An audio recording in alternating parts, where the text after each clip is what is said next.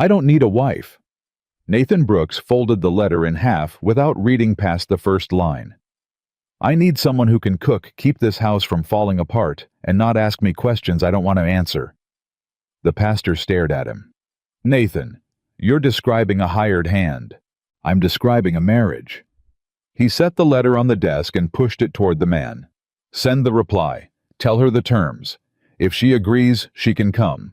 If she doesn't. He stood, reached for his hat. Then she's smarter than I gave her credit for.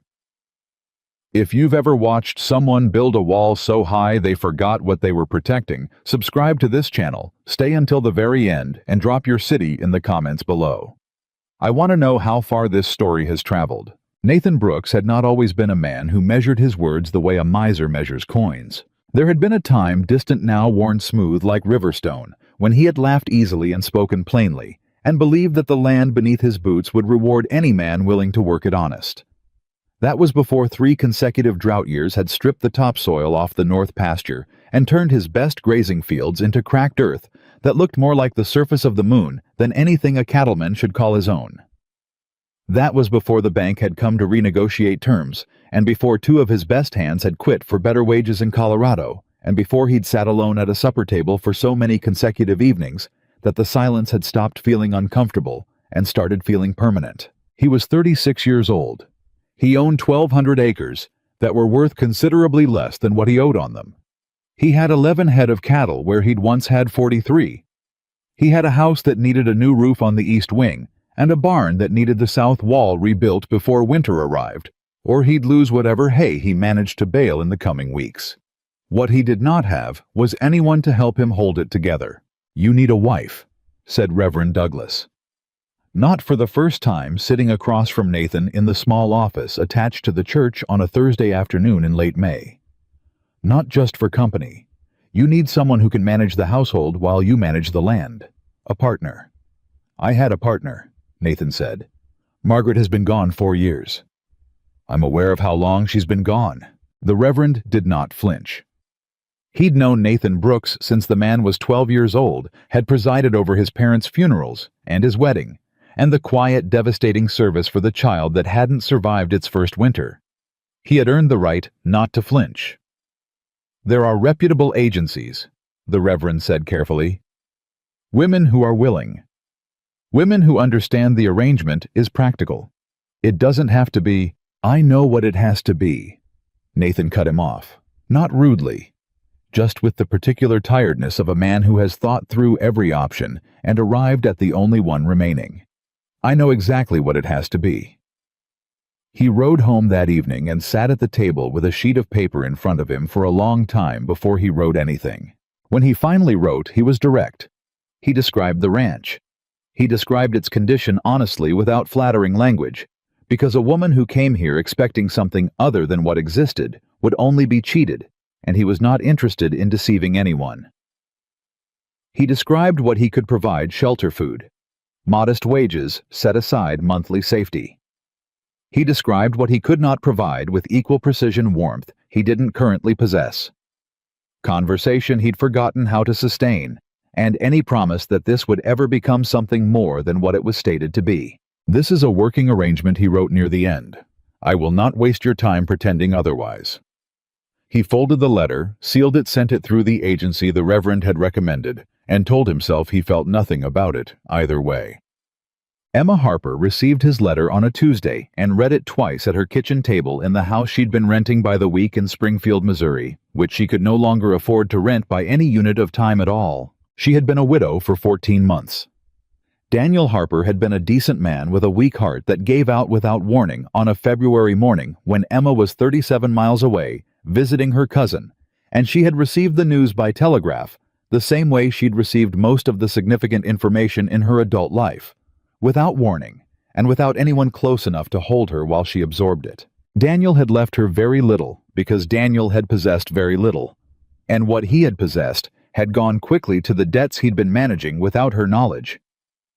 The house they'd shared was not theirs to keep. The furniture sold for less than she'd hoped. Her options had narrowed to a thin corridor in a very short period of time. She was 28 years old, and practical in the way that women who have survived difficult marriages and difficult widowhoods and difficult financial circumstances tend to become practical without drama, without self-pity, with a clear-eyed assessment of what was real versus what was wished for. She read Nathan Brooks' letter a third time. He was honest. That was the first thing she noticed, and she held it like currency, because in her experience, honesty was rarer than most people admitted. He was not asking her to pretend. That was the second thing. He was offering exactly what he said he was offering, and nothing more, and there was a terrible dignity in that, in a man who could have written flowery promises and manufactured warmth to lure a desperate woman west, and had instead chosen to simply tell the truth. She did not spend a long time deciding.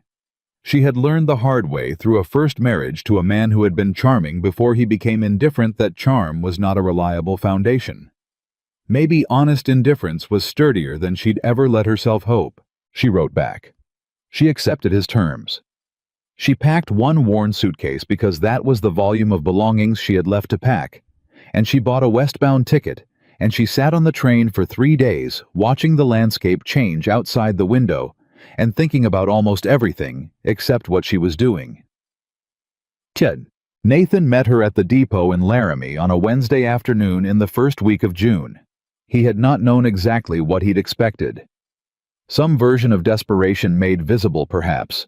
Some sign on a woman's face that announced how far she'd been reduced to agree to an arrangement like this one. What he saw instead was a woman standing on the platform with a single piece of luggage and a composure so complete it almost read as indifference. She was not remarkable to look at.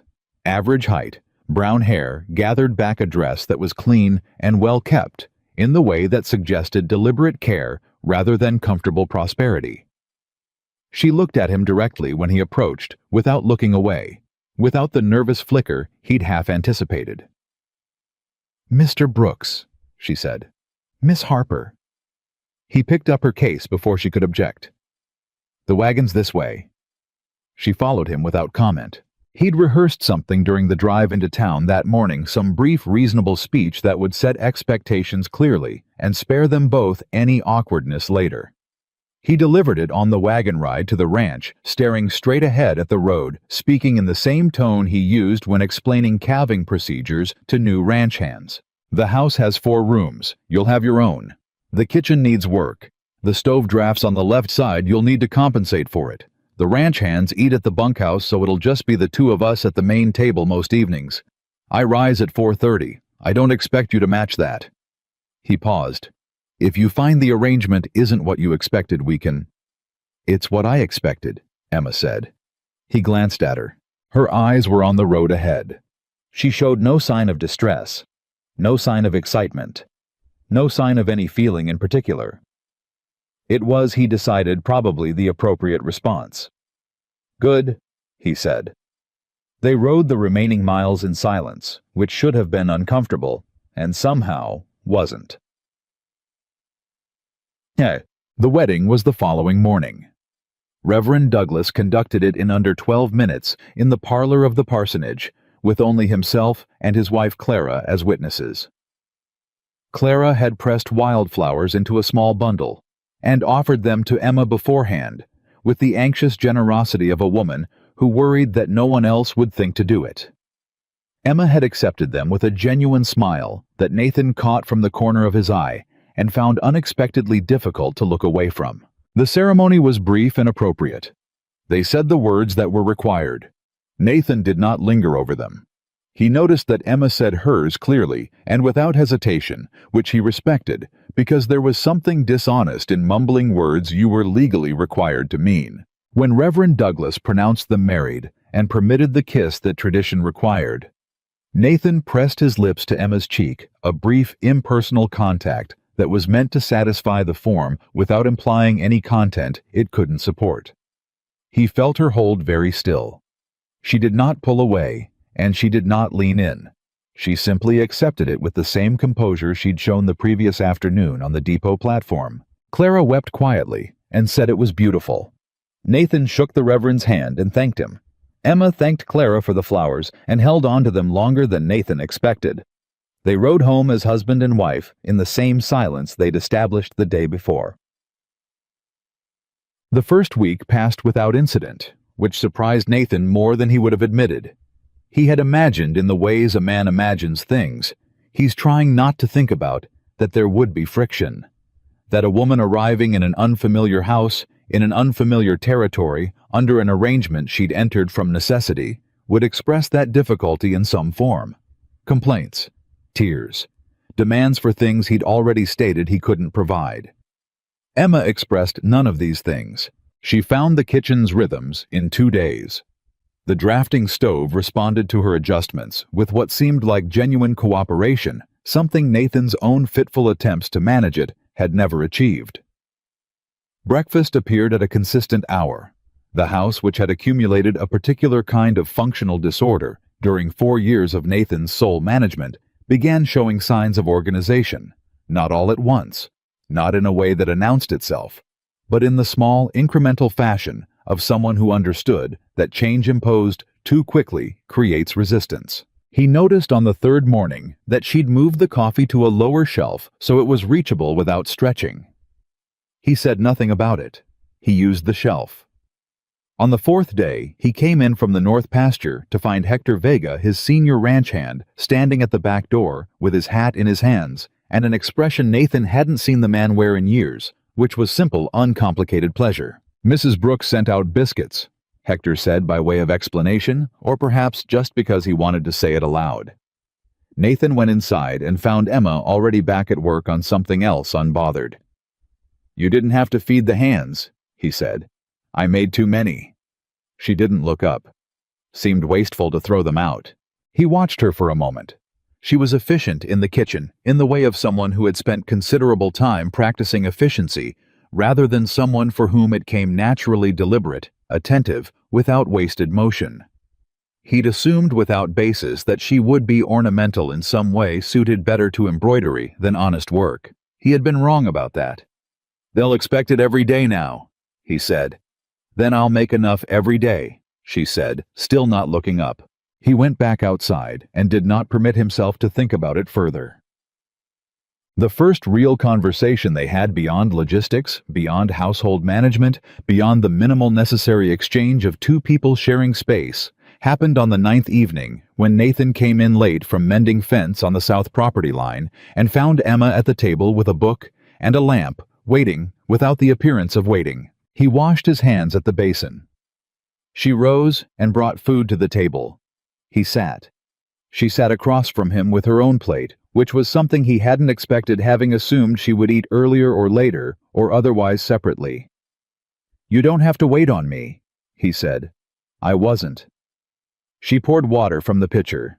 "I ate late tonight. It seemed reasonable to eat together." He had been eating alone for 4 years.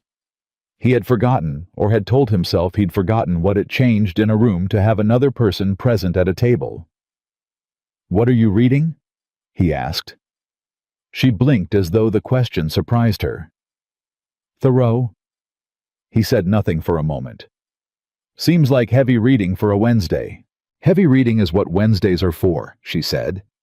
And then, before he could respond, a very faint smile appeared at the corner of her mouth, so faint he almost wasn't sure of it, and disappeared again. He ate his supper and did not smile back, and spent the rest of the meal engaged in a conversation that moved between the condition of the fence line and the price of seed corn, and the likelihood of a useful rain within the next 10 days, none of which Thoreau was likely to have had useful opinions on. When he rose to take his plate, she said, "Good night, Mr. Brooks." "Nathan," he said without planning to. A pause. "Good night, Nathan." He took his plate to the basin and went to bed, and told himself with some determination that the evening had been entirely unremarkable. The discovery happened on a Saturday in the 3rd week of June, and it happened the way most significant discoveries happen, by accident, at a moment when he'd been thinking about something else entirely. He'd come in from inspecting the barn earlier than expected, because Hector had taken over the remaining work, and he'd heard voices coming from the front of the house. Not the sound of someone alone, multiple voices. He came around the corner of the house and stopped. Emma was sitting on the porch with 3 children. The Caldwell children from the neighboring property 2 miles east, and she had a book open in front of her that he recognized from a distance as a primer. A reading primer. Worn with a cracked spine, the kind that had been used extensively before she'd owned it. The oldest Caldwell child, a girl of perhaps 10, was reading aloud from it slowly and carefully, and Emma was listening with the complete attention of someone for whom listening is an active occupation.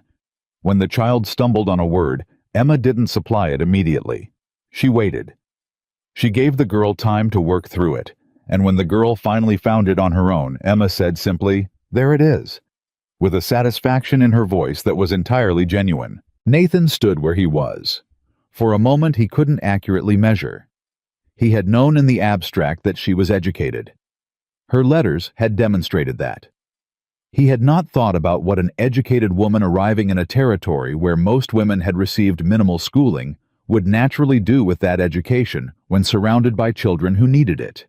He had not thought about that because it had not been in any accounting he'd performed about this arrangement. The youngest Caldwell child looked up and spotted Nathan and said, "Mr. Brooks," with the unself-conscious enthusiasm of a 6-year-old who has not yet learned to be cautious about adult expressions. Emma looked up. Her composure did not shift. "We were finishing the lesson," she said.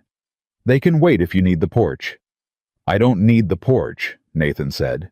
He turned and went back into the house and sat at the kitchen table and did something he hadn't done in 4 years in the privacy of an empty kitchen with no witness except the sound of a child's voice working through a difficult word outside. He put his face in his hands, not from grief, not exactly. From something more complicated than grief that didn't yet have a name he was willing to assign to it. He said nothing to Emma about what he'd seen. That Saturday passed. The following Saturday, the Caldwell children came back, and 2 of the Morrison children from the other direction came with them, and Emma conducted her lesson on the porch with the same quiet authority she applied to everything else, and Nathan found reasons to be elsewhere. He watched from the barn doorway at one point. He made himself stop watching. Hector found him that afternoon mending tack that didn't need mending. "Mrs. Brooks is something," Hector said in the particular tone of a man offering an observation that is also a question. "She teaches the neighbors' children on Saturdays," Nathan said. "Yes, sir." Hector worked leather through his hands. "She asked me about my youngest last week. Remembered his name from the one time I mentioned it 2 weeks ago." He paused. "Margaret was a good woman, but she never learned my boy's name." Nathan's hands went still on the tack. "I'm not comparing," Hector said quickly, with the careful diplomacy of a man who has been employed by Nathan Brooks for 9 years. "I'm just saying Mrs. Brooks is something." "I know what you're saying, Hector." "Yes, sir." Nathan went back to the tack, and Hector went back to his work, and neither of them said anything further, which was the particular efficiency of men who understand each other.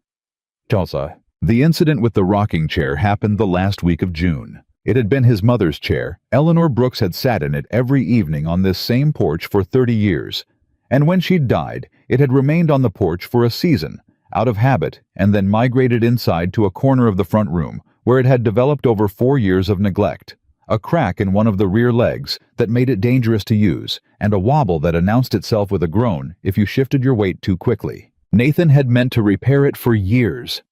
He had not repaired it the way you do not repair things that carry too much of the person who's gone. He came in one evening in late June and found it standing in the center of the front room with the crack repaired professionally. Repaired with a wood splice that was cleaner than anything he could have done himself, and the wobble corrected and the whole chair leveled and solid. Someone had also oiled the wood so that it gleamed in a way it hadn't since his mother sat in it. Emma was in the kitchen. He could hear her there. He stood in the front room for a long time looking at the chair. He had not told her whose it was.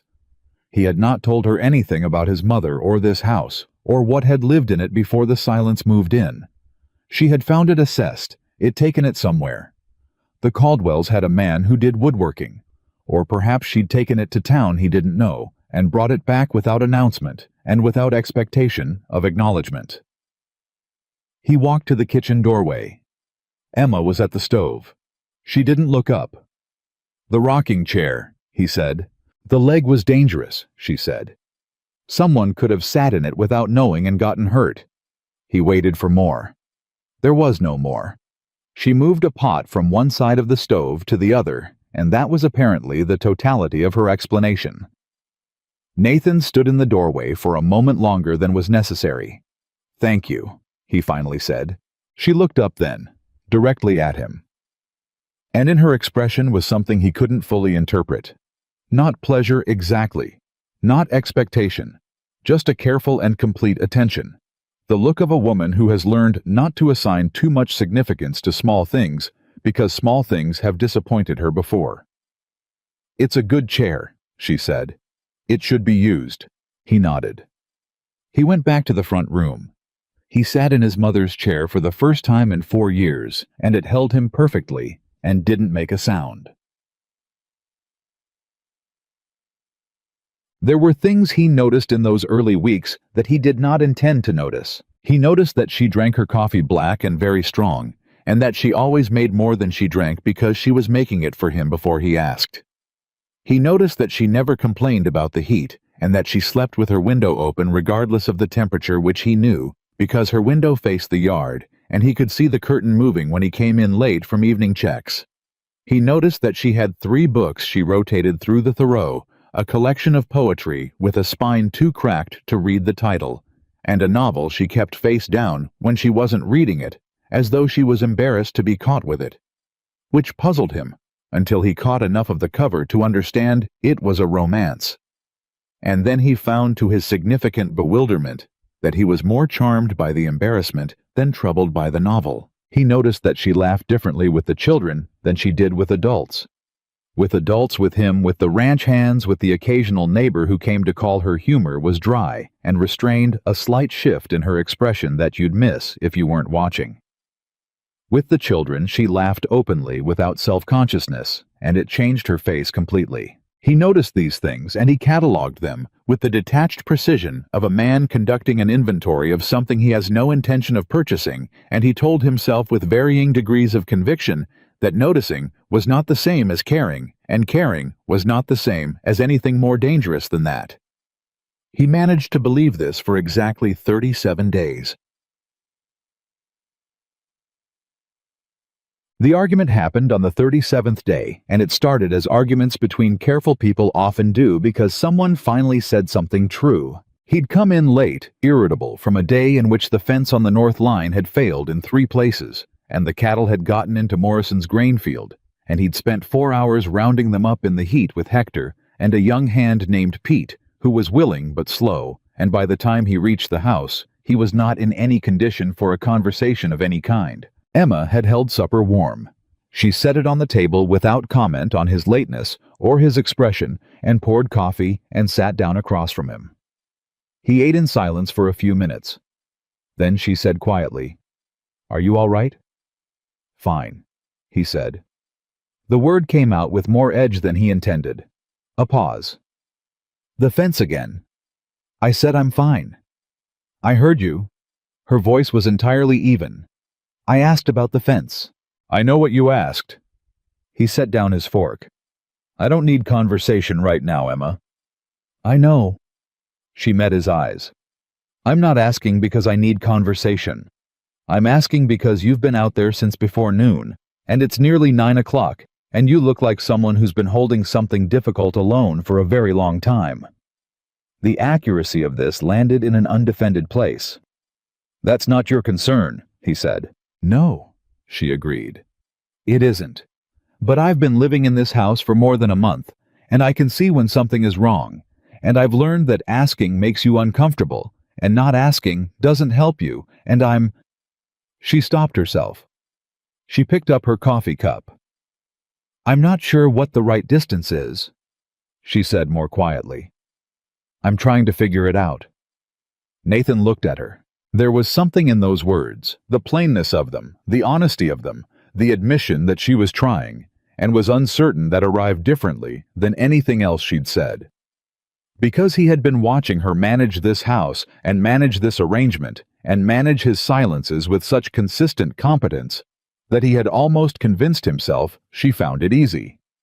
that this was natural for her, that she moved through difficulty the way water moves through a channel without feeling it, and here she was telling him she was trying to figure it out. "You're not doing anything wrong," he said. It came out rougher than he meant. "I didn't say I was." "I know."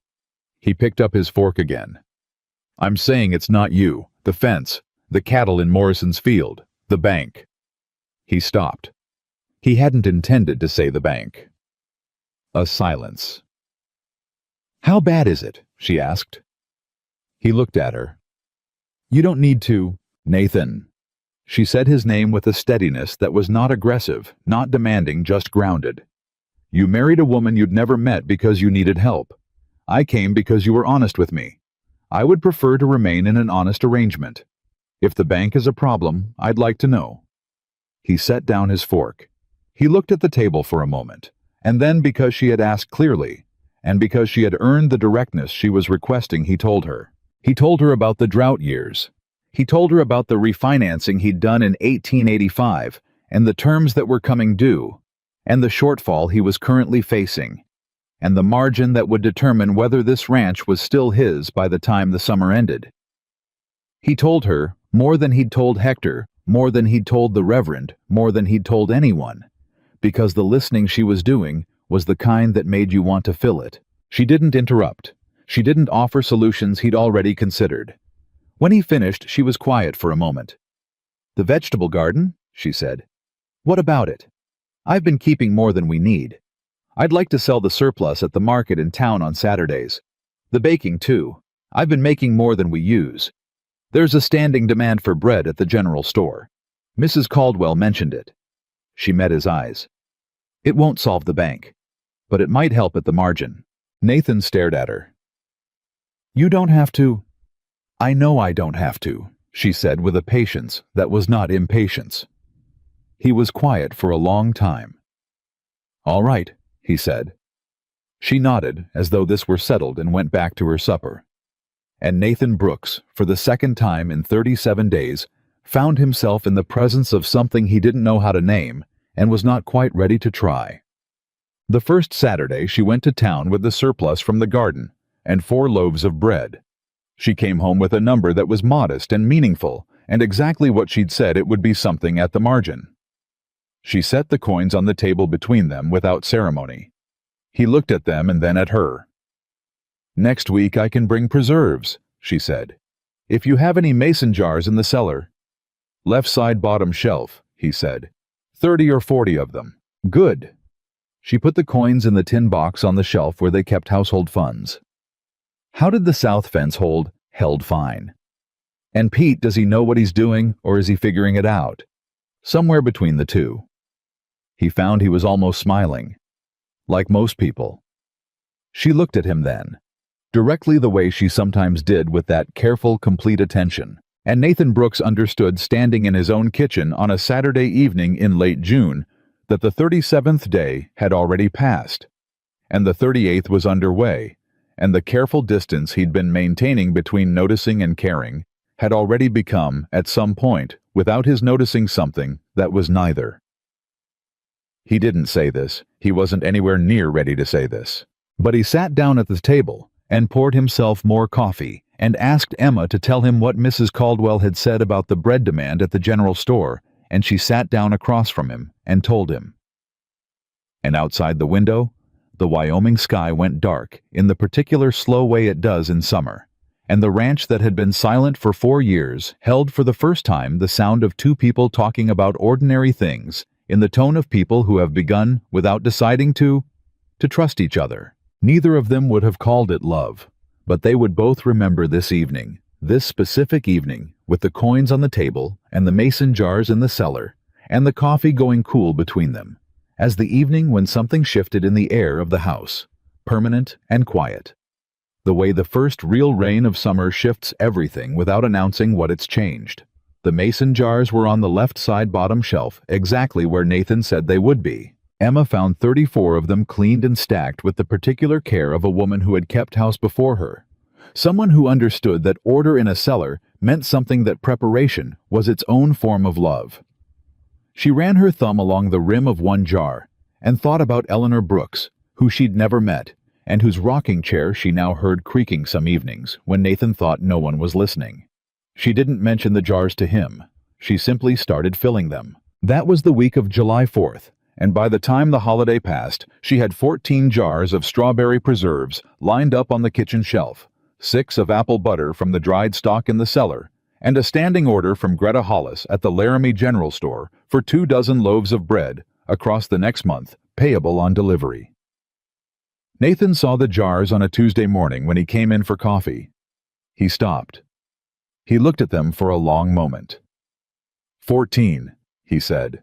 18 by end of week, Emma said. Greta wants the apple butter specifically. Apparently her last supplier moved to Denver. Nathan poured his coffee. He turned to look at the jars again, then at Emma, then back at the jars with the expression of a man recalibrating a calculation he'd thought was settled. You've been busy, he said. The mornings are long, she said, and preserves don't require conversation. He made a sound that was not quite a laugh, but was in the neighborhood of one. He took his coffee outside, and Emma permitted herself a small private smile, directed at no one.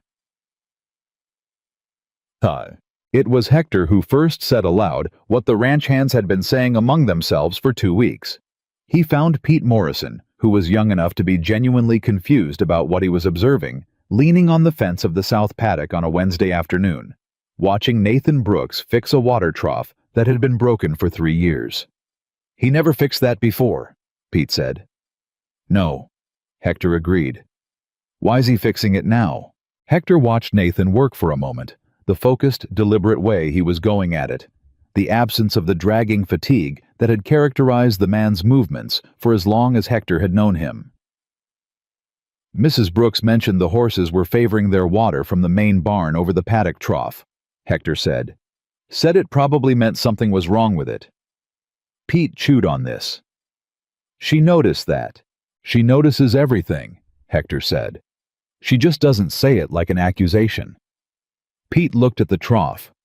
He looked at Nathan. Is that why he's fixing it? Because she mentioned it. Pete, Hector said with the patience of a man who has been in the world considerably longer. Has anyone ever noticed things you didn't know, you needed, noticed? Pete thought about it. My mother, he said eventually. Yes, Hector said. Exactly. Emma did not set out to change things. That was the truth she would have told anyone who asked, and it was the kind of truth that contained other truths inside it, because she hadn't set out to change things, and things were changing, and she wasn't unhappy about that, and the not unhappiness was itself a thing she hadn't expected. What she'd expected when she stepped off the train in Laramie was survival. A stable roof, enough to eat. Safety of a manageable and predictable kind, which was different from happiness, but not incompatible with dignity. And dignity was what she'd set as her floor when she'd packed the single suitcase and bought the westbound ticket. She had not expected Nathan Brooks. Not specifically him. Not the way he moved through his own house with the careful restraint of a man who has trained himself not to want things from it. Not the way he absorbed her small changes without comment, the coffee at the lower shelf, the curtains she'd let down to their full length, the kitchen table she'd shifted 3 inches toward the window, so the morning light fell on it differently, absorbing them with the quiet of a man who notices but has no vocabulary for saying so. She had not expected to find herself on a Friday morning in the second week of July, standing in front of the old curtains in the front room and understanding with a clarity that surprised her that what she was doing when she repaired them was not just mending fabric. She was trying to give this house permission to become a home again. And that the wanting of that, the actual genuine wanting of it, had arrived without her consent at some point in the last 6 weeks. She took the curtains down and repaired them at the kitchen table, and hung them back while Nathan was in the north field, and when he came in that evening, he looked at them for a moment from the doorway. You fixed them, he said. The hem was coming loose, she said. They're good curtains. They were just unattended. He looked at her in the particular way he had direct assessing slower than it appeared. A lot of things around here have been unattended, he said. I noticed, she said. I'm working on it. And there it was again, that almost sound from him, that neighboring country of a laugh. The children came every Saturday without fail now, and their number had grown. What had started with the 3 Caldwell children had expanded to include 2 Morrison children, a girl named Lily, whose family had arrived from Ohio the previous autumn, and who was both extremely bright and completely unschooled. And this was the one that surprised Emma, a 14-year-old boy named Cal, whose parents worked the Dawson spread, and who came not because his parents insisted, but because he'd heard about it, and walked 2 miles to ask Emma with excruciating teenage dignity whether there was an age limit. "No age limit," Emma had said. "I'm behind," he said. "I can read, but I can't. I can read, but not well. And arithmetic. Sit down, Cal." He'd sat down and hadn't missed a Saturday since. Nathan had watched this evolution from the deliberate distance he'd been maintaining. He was good at distance. He'd been practicing it for 4 years.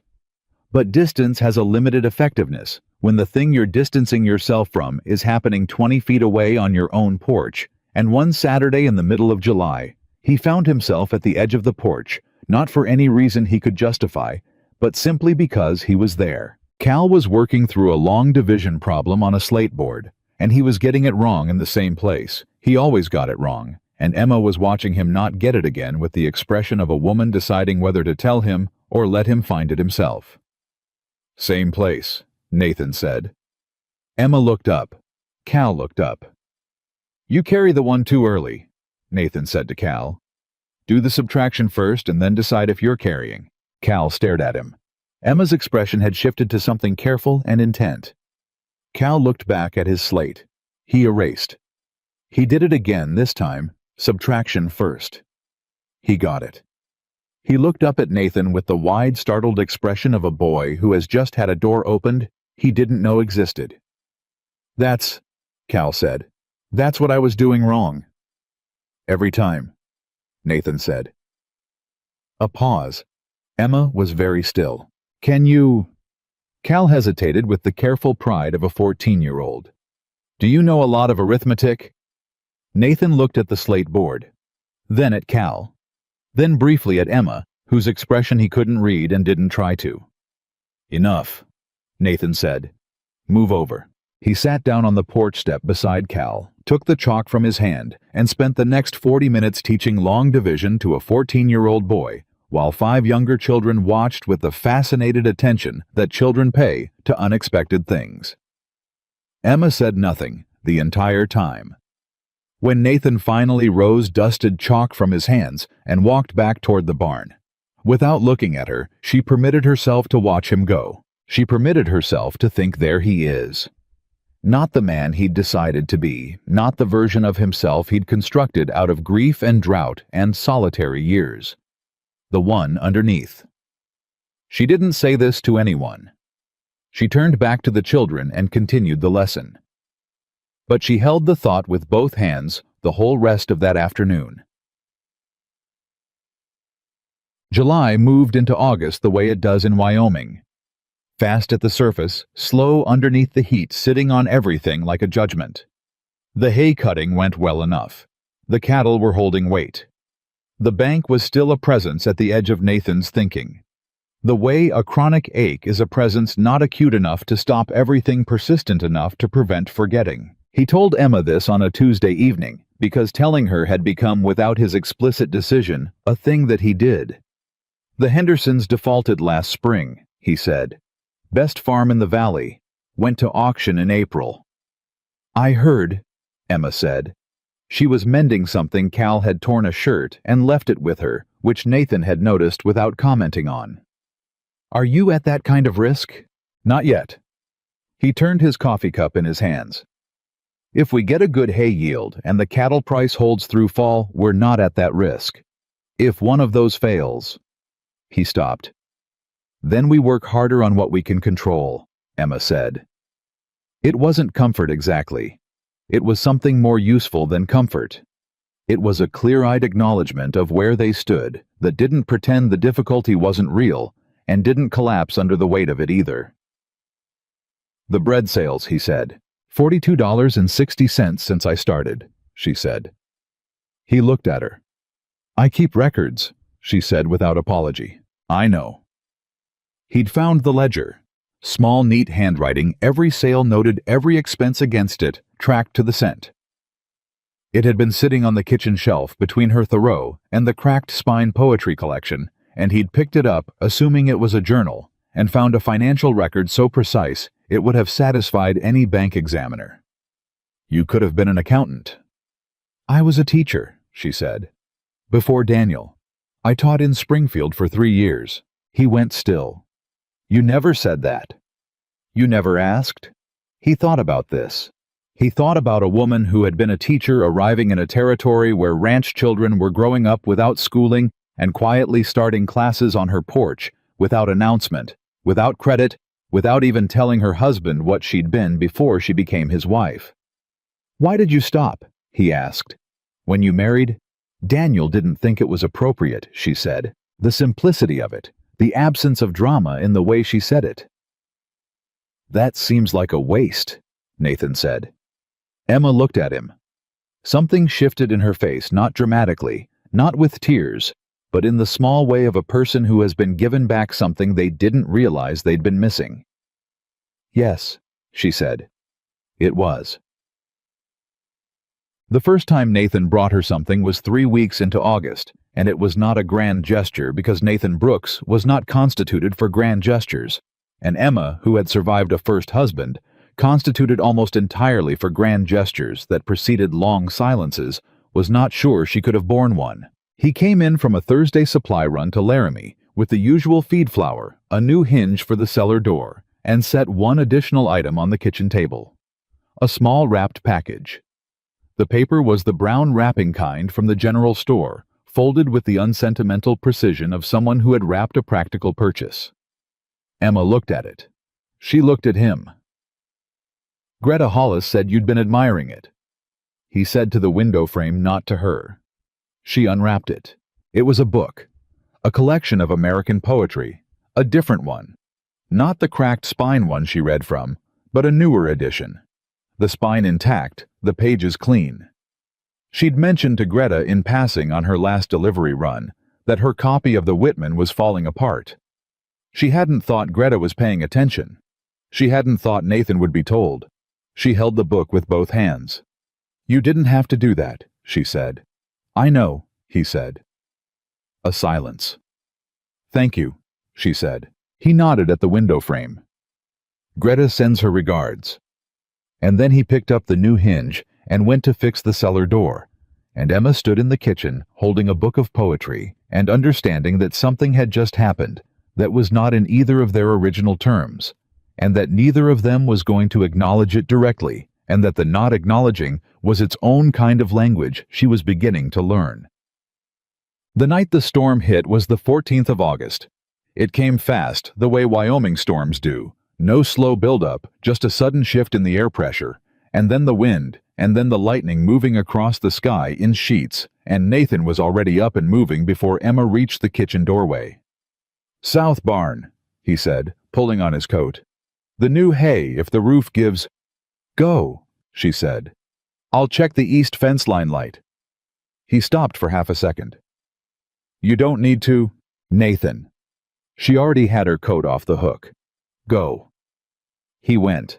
She went to the east fence line lantern, which had a habit of going out in high wind, and which, if it went out, meant any cattle spooked by the storm might push through the fence in the dark without anyone knowing until morning. She'd noticed this vulnerability 3 weeks ago and had mentioned it to Nathan, and they'd agreed the lantern was a temporary solution until Pete could repair the section properly. Tonight the lantern was intact.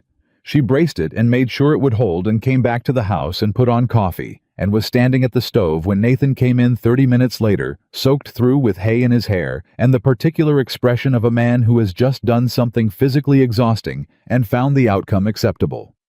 Held, he said. Good, she said. Sit down. He sat. She brought him coffee and a towel, and he sat at the kitchen table dripping on the floor with the steam rising off his coffee, and she sat across from him because it was nearly midnight and she wasn't going back to sleep, and outside the storm was still running its course. The east light, he asked. Still up, she said. I braced it. He looked at her. wet hair coat still on, sitting across from him at midnight in the middle of a storm, like it was the most natural thing in the world to be doing. "You didn't have to go out there," he said. "I know the fence line," she said. "I've walked it twice. I knew where the problem was." "Emma." "The coffee's getting cold," she said. He drank his coffee. She drank hers. The storm rattled the windows and eventually moved east, and they sat at the kitchen table at 1 in the morning in the particular quiet that follows storms. And neither of them said anything more about it. And both of them knew that what had happened in the last 2 hours was not the same thing as what had been happening in the weeks before. Something had moved. Something had decided. Nathan set down his empty cup. "You checked the east fence line in the dark in the middle of a lightning storm," he said. "Yes." "Because you noticed a vulnerability 3 weeks ago." "Yes." A very long pause. "Emma." His voice had changed. The careful management of it had changed. "Why did you really come to Wyoming?" She looked at him steadily. "I told you why. I know what you told me." That was the practical answer. He met her eyes with the directness of a man who has run out of the energy required to look sideways. "I'm asking the other one." The kitchen was very quiet. "Because you were honest," she said. "Because your letter was the only letter I received that didn't promise me something. Every other man wrote about love and futures and beautiful land and happiness." She paused. "You wrote about a drafting stove and a house that needed a new roof." He said nothing. "I had already learned," she continued quietly, "that the men who promise beautiful things tend to be protecting themselves from having to deliver them. You didn't promise me anything, so I thought—" She stopped. "I thought whatever you could actually give would be real." The silence stretched. "And has it been?" he asked. "Real?" She looked at him for a long moment. "Yes," she said. "More than I expected." Nathan Brooks sat with that for a moment that seemed longer than it was. Outside, the last of the storm was moving through, and the air coming in under the door was cool now, washed clean, smelling of wet grass and fresh starts. "I should have told you earlier," he said, "that you're—" He stopped, looked at the table, started again. "That this arrangement has been better than I gave it credit for being." Emma smiled. Not the small, restrained smile she kept in reserve for public use. The real one, the one he'd seen directed at the children on the porch. The one that changed her face. "High praise," she said. "Don't push it," he said. She laughed. Genuinely quietly sitting across from him at 1 in the morning, with her coat still on and her coffee cooling between her hands. And Nathan Brooks heard that laugh land somewhere in the middle of his chest and stay there. And he looked at the table and did not permit himself to examine what that meant. But he filed it in the same place he'd been filing all the other things. The mason jars, the rocking chair, the chalk on his hands that Saturday afternoon, the east fence line in a lightning storm. The file was getting full. He was going to have to open it eventually. He just wasn't ready yet. What happened the following week arrived without warning, the way the decisive things tend to arrive. It started with a conversation Nathan was never meant to hear. He'd ridden into Laramie on a Thursday to settle an account at the feed store and was cutting through the alley beside the dry goods store on his way back to the wagon when he caught his own name from the other side of the wall. 2 women's voices, unhurried, not attempting to be quiet, because they had no reason to believe anyone who mattered was within earshot. "Brooks woman," the first voice said. "Emma, they're calling her now. Mail order."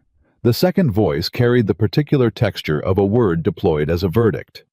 "You know the kind. They go where the money is." Nathan's money's not exactly impressive. It's land. Land is enough when you've got nothing. Still, poor man thinks she's there because she wants to be. She's there because she had no options left. A pause. The first voice again, with something almost like sympathy, that was actually just a softer version of the same cruelty. "Margaret was a real wife. This one's just practical." Nathan stood in the alley. He had heard worse. He had heard worse about himself, about the ranch, about Margaret's death, and what it had done to him, about the choices he'd made in the years since.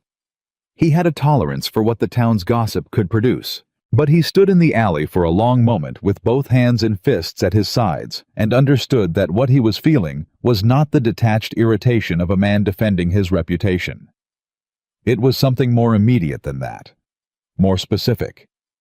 He was angry on her behalf. He rode home and said nothing.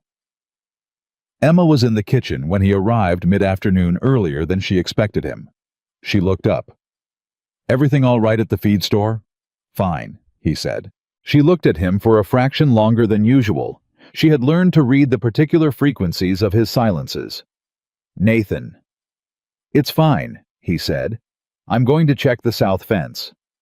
He went to the south fence even though the south fence was fine, and he knew it was fine, and he stayed there for an hour, doing nothing useful, which was not something Nathan Brooks did, and when he came back, he was calmer but not settled. He stood in the kitchen doorway that evening and watched Emma move through the space she'd made functional and warm, and entirely her own in 2 months, and he thought about 2 women in an alley making her small, making her into a category mail-order practical, no options left, and he thought about the east fence line in the lightning storm, and the mason jars, and the chalk on his hands, and the ledger with $42.60 recorded to the penny.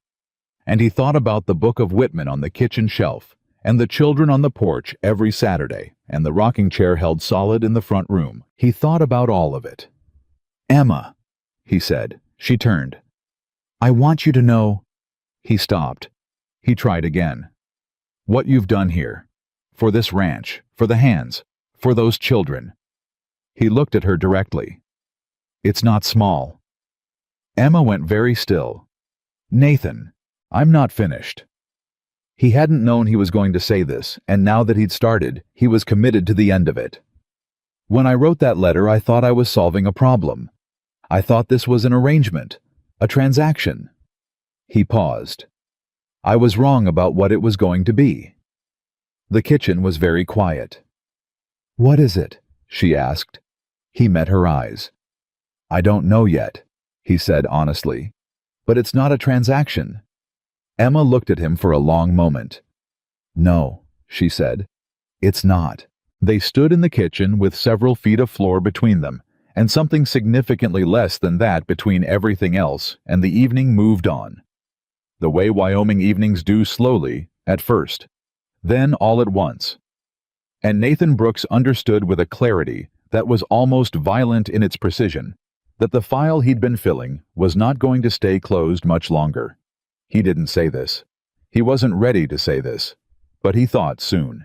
And across the kitchen, Emma Harper Brooks, who had survived 1 marriage and 1 widowhood, and 3 days on a westbound train, and 2 months of careful distance, thought the same word at approximately the same moment. Soon. The word soon had no fixed address. That was what Emma discovered in the days that followed. That the thing she'd felt standing in the kitchen with Nathan, that mutual understanding of soon, had no practical location in either of their lives. It existed in the space between them, warm and unresolved, and both of them moved around it with the careful precision of people who have learned from experience that the things you reach for too quickly tend to break. So they didn't reach. They worked. Nathan rode with her to Laramie on her Saturday delivery runs twice in August, and Emma did not ask him to, and he did not explain himself. He simply appeared at the wagon when she was loading it and took the heavier crates without comment. The first time it happened, she looked at him and he looked at the crate, and they both understood that nothing needed to be said about it. Greta Hollis at the general store noticed, and the particular way she noticed the careful avoidance of any expression at all, told Emma that Greta had noticed something worth noticing. Cal had started coming by on Wednesday afternoons, as well as Saturdays, ostensibly for help with the arithmetic that Nathan had inadvertently introduced him to, and Nathan had taken to being present for these sessions in the same way he took to being present for things he wasn't willing to admit he valued. He'd appear in the doorway. He'd sit on the porch step.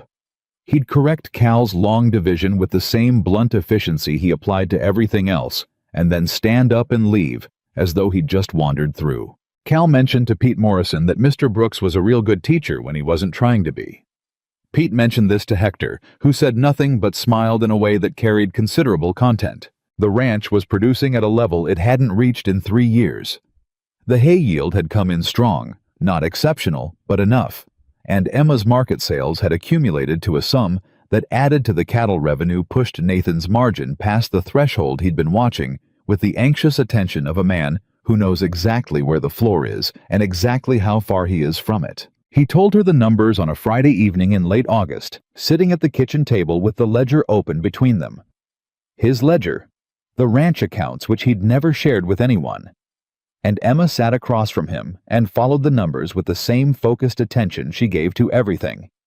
And when he showed her the September projection, she looked up with an expression so carefully controlled that he understood it was controlled because the alternative was something she wasn't ready to show him. "You're going to make it through fall," she said. "We're going to make it through fall," he said. Emma looked at the ledger for a moment. "Yes," she said. "We." It was Pete who found the letter. That was the thing no one could have predicted, that the instrument of disruption would be a 19-year-old ranch hand with no more malice in him than a well-meaning retriever who doesn't understand the value of what he's carrying. It was a Wednesday, and Pete had gone to the main house to return a tool he'd borrowed, and Emma wasn't home. She'd walked to the Caldwell place with some preserves, and the door was open the way it always was. In good weather, and Pete had stepped inside just far enough to set the tool down on the hall table and knocked over the small stack of mail that had arrived Tuesday from Laramie. He'd gathered it back up without looking at it the way you do, and one envelope had landed face up, and Pete's eyes had caught it before his manners could stop them. He didn't know the name on the return address, Harrington, a law firm in Missouri, but he knew the legal seal impressed into the wax because his father had received a letter with a similar seal when a land dispute went to litigation, and the memory of his father's face when that letter arrived had never fully left him. Pete set the mail back on the table and took his tool and went to find Hector. "There was a lawyer's letter," he said. "For Mrs. Brooks, from Missouri." Hector looked at him. "I wasn't snooping," Pete said quickly. "I knocked it over, and the seal it looked like." "All right, Pete. Do you think she's in trouble?" Hector was quiet for a moment. "I think that's none of our business." "But if she's—" "Pete." Hector's voice was not unkind, but it was final. "Leave it." Pete left it. But Hector stood for a long moment after Pete walked away, looking at the main house, thinking about a woman who'd arrived with one suitcase and had, in the space of 3 months, made herself as necessary to this place as water. Emma received the letter that afternoon. She recognized the seal before she opened it. Harrington and Graves had handled Daniel's estate, and the last communication she'd received from them had been the letter informing her that the debts exceeded the assets and she should expect nothing. She'd filed that letter underclosed in her mind and had not revisited the file. She opened this one standing in the hallway, still holding the empty preserves basket. It took her 2 readings to fully absorb what it said. Daniel's uncle, a man named Gerald Harper, who she had met exactly twice at the wedding and at Daniel's funeral, and who had barely spoken to her either time, had died in May. Gerald Harper had been, as it turned out, considerably wealthier than anyone in Daniel's immediate family had known.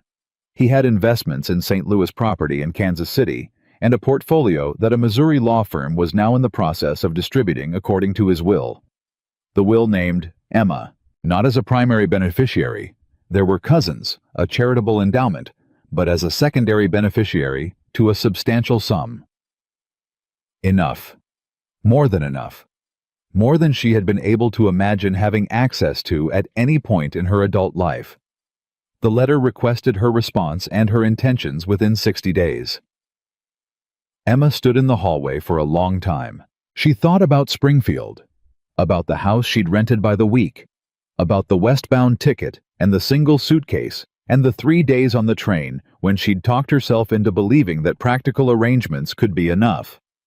She thought about Nathan standing in the kitchen saying, "It's not a transaction." She thought about the rocking chair. She put the letter in the drawer of her nightstand and went to start supper and did not tell anyone because she did not know yet what there was to tell. She should have told Nathan that evening. She understood this clearly sitting across from him at supper, watching him talk about the fall cattle drive with the slightly unlocked ease that had replaced the rigid management of his early weeks. The ease of a man who has remembered slowly and against his own resistance how to be present in a room with another person. She should have placed the letter on the table between them the way he had placed the ledger. She didn't. She told herself she needed time to think. That was true. She told herself it wasn't the right moment. That was less true. The deeper truth, the one she was not fully ready to examine, was that she was afraid of what the letter would change, not the money, not the inheritance, but the way he would look at her once she told him there was an alternative, once he knew that she had options now. Once he understood that the necessity that had brought her to Wyoming had dissolved. She was afraid he would start looking at her like a woman who was leaving. And she was afraid this was the truth underneath the truth. That once he started looking at her that way, she would not be able to talk him out of it. Because Nathan Brooks had been abandoned by life enough times, had been left enough times in enough ways, that his first response to any threat of another departure would be to create distance before the distance was created for him. She knew this about him. She'd learned him. So she kept the letter in the drawer, and she passed the supper, and she answered his questions about the fall drive with the appropriate precision, and she went to bed that night, and lay awake for a long time, listening to the house settle around her. Tell him, she thought. Tell him tomorrow. Tomorrow came and went. Nathan found it on a Thursday, not intentionally. He was not a man who went through his wife's belongings, and this was not something he'd done, and it was not something he'd have done under ordinary circumstances. But Emma had asked him that morning to find her small ledger, the household accounts, which she said she thought she'd left in the nightstand, and he'd gone to look for it while she was in the garden, and the nightstand drawer had two things in it, the ledger which he took, and the letter which fell out when the ledger caught the envelope's edge. He would have left it. He genuinely would have left it on the floor and picked it up and put it back and thought nothing of it. But the seal was face up, Harrington and Graves, Missouri, and below it in the formal font of legal correspondence, re-estate of Gerald L. Harper, secondary beneficiary notification. He stood there. He did not read the whole letter. He read enough. He read the word substantial. He read 60 days to respond. He read your return to Missouri would facilitate the transfer process. He put the letter back in the drawer. He took the ledger. He went back downstairs. He stood in the kitchen for a moment. Then he went outside.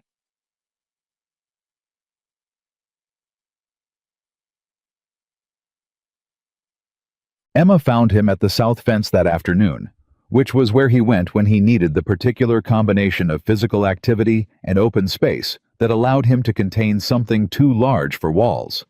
She could tell from 20 yards that something had shifted. It was the set of his shoulders, she'd learned. His shoulders the way you learn the particular patterns of weather in a new territory, the small signs that mean something larger is coming. Nathan, she said. Fence needs reinforcing before winter, he said without turning. Nathan. Pete's been meaning to get to this section. I'll do it myself. Stop, she said. He stopped. He didn't turn. You found the letter, she said. A long pause. It fell out, he said. His voice was entirely flat. I wasn't looking for it. I know you weren't. She stayed where she was. I was going to tell you. Were you? Yes. When? The question landed harder than raised voices would have. I needed time to decide what I thought about it first, she said. I wasn't trying to hide it from you. You've had it for... He stopped. He turned then, and his face was the careful, controlled version she hadn't seen since the early weeks, the one with everything locked back down. How long have you had it? She told him the truth. 8 days. 8 days. Nathan, you have an inheritance waiting for you in Missouri, he said. Enough to live on, to live well on, and you didn't tell me. He looked at her with the eyes of a man already processing a loss he hasn't let himself name. Why? Because I was afraid of exactly this, she said. Of the way you're looking at me right now. How am I looking at you? Like I'm already gone. The fence line was very quiet. Nathan turned back to the fence. Aren't you? He said, and his voice had the particular flatness of a man who is being careful not to let it break. No, Emma said. You have money waiting for you. Real money. You wouldn't need... He stopped himself. You wouldn't need a struggling ranch in Wyoming. You wouldn't need a marriage you entered because you had no other options. That's not. I wrote you a letter that described a drafting stove and a leaking roof, he said, and his voice was still flat and still controlled, and it was the control that hurt to listen to, because she could hear what was underneath it. You came because you needed somewhere to go. I understood that. He stopped. I never expected it to be permanent. I didn't expect to... He stopped there. In the gap where he stopped was everything he hadn't said in 3 months. Everything that had been accumulating in the file that was too full to stay closed. You didn't expect to what? Emma said very quietly. Nathan's jaw was tight. He looked at the fence. He looked at the field. He looked at the enormous Wyoming sky that didn't offer anyone any shelter from anything. I didn't expect to need you to stay, he said. The words came out rough and low, and clearly cost him something he didn't have a surplus of. Emma stood very still. Nathan, you should take the inheritance, he said. That's the honest thing to say. You came here with nothing. You don't have to leave with nothing. I don't want to leave at all, she said. You'd be choosing this. He gestured a short, almost angry movement that encompassed the fence, the field, the struggling ranch himself. Over financial security. No reasonable person. I am a reasonable person, she said. And I'm telling you I don't want to leave. Why? He turned to face her fully. Give me a reason I can believe. She looked at him at the carefully held posture and the controlled face, and the eyes that were not she noticed quite as controlled as the rest, and she thought about all the things she could say that were true, and all the things she could say that were safe, and she chose the truth because it was the only thing left that might actually reach him. Because you fixed a water trough that had been broken for 3 years, she said. Because you sat down on that porch step and taught a 14-year-old boy long division like it was the most natural thing in the world. Because you brought me a book of poetry and told Greta Hollis it was practical, and you both knew it wasn't. She paused. Because you said it's not a transaction, and you meant it, and so did I. The fence line was silent. That's not... He stopped. That's not a financial argument. No, she said. It's not. Nathan looked at her for a long time. The controlled face was doing less work than it had been doing a moment ago. Emma, he said. And then he didn't say anything else because whatever came after her name was too large to fit through the opening he had available. I'm not going anywhere, she said. Not unless you tell me to. And I'm asking you directly to not tell me to. A very long silence. A muscle moved in his jaw. I need to think, he said. She nodded. All right. She walked back to the house. He stood at the fence for another hour alone with the sky and the field, and the terrible, unwelcome clarity of a man who has spent 4 years believing that needing someone was a weakness, and has just discovered that what he's afraid of is not loss, but the specific, irreplaceable loss of this one particular person. He didn't come in for supper that evening. Emma set a plate in the warming oven and sat at the kitchen table with her Thoreau and read the same page 4 times without retaining a word of it, and finally gave up and simply sat. At 9 o'clock, she heard the door. Nathan came to the kitchen doorway. He had the look of a man who has made a decision the hard way, not easily, not cleanly, but by going all the way through the difficulty until he came out the other side. The inheritance, he said. She looked up. What you do with it is your decision. I'm not going to have an opinion about it. He held her eyes. But I want you to make the decision you actually want to make, not the one you think... He stopped. Not the one you think I need you to make. That's not what I'm doing, she said. I know. He moved to the table. He didn't sit. He stood across from her with his hands on the back of the chair. I know that. I've known it since the fence line. I just needed... He exhaled. I needed to be sure I was saying the right thing for the right reason. She waited. I don't want you to stay out of obligation, he said. I didn't want obligation when I wrote the letter. I don't want it now. I know, she said, and I don't... He looked at the table. I don't have a lot of practice asking for things. I've been managing alone long enough that asking feels like... He stopped himself, started differently. I'm not good at this. You're doing fine, she said. He looked up. Nathan. She held his eyes. I know what you're trying to say. I think you know what I would answer. I want to hear you say it. I want to stay, she said. Not because I have to. Not because I'm afraid of Missouri. Because I want to be here. Because this... She chose her words carefully, the way he chose his, because this mattered enough to be precise. Because this feels more like home than anywhere I've been since I was a child. Because you feel like... She stopped. Like what? He said, very quietly. Like someone I don't want to stop knowing, she said. Nathan stood with his hands on the back of the chair, and the kitchen lamp throwing its particular light over everything, and something in his face came undone in a very small, very private way, just at the edges, just enough for her to see. He pulled out the chair and sat down. He reached across the table and put his hand over hers, not with drama, not with declaration, just with the deliberate certainty of a man who has made up his mind and doesn't do things halfway once he has. Emma turned her hand over and held his. They sat like that for a while, not talking, not needing to. Outside, the August night did what Wyoming August nights do, cooled suddenly, brilliantly, the stars arriving in their thousands, once the day's heat released its grip, and inside the kitchen the lamp burned steady, and two people sat at a table holding hands in the simple, enormous way of people who have just agreed without saying it in words on something permanent. The gossip reached Nathan on a Tuesday.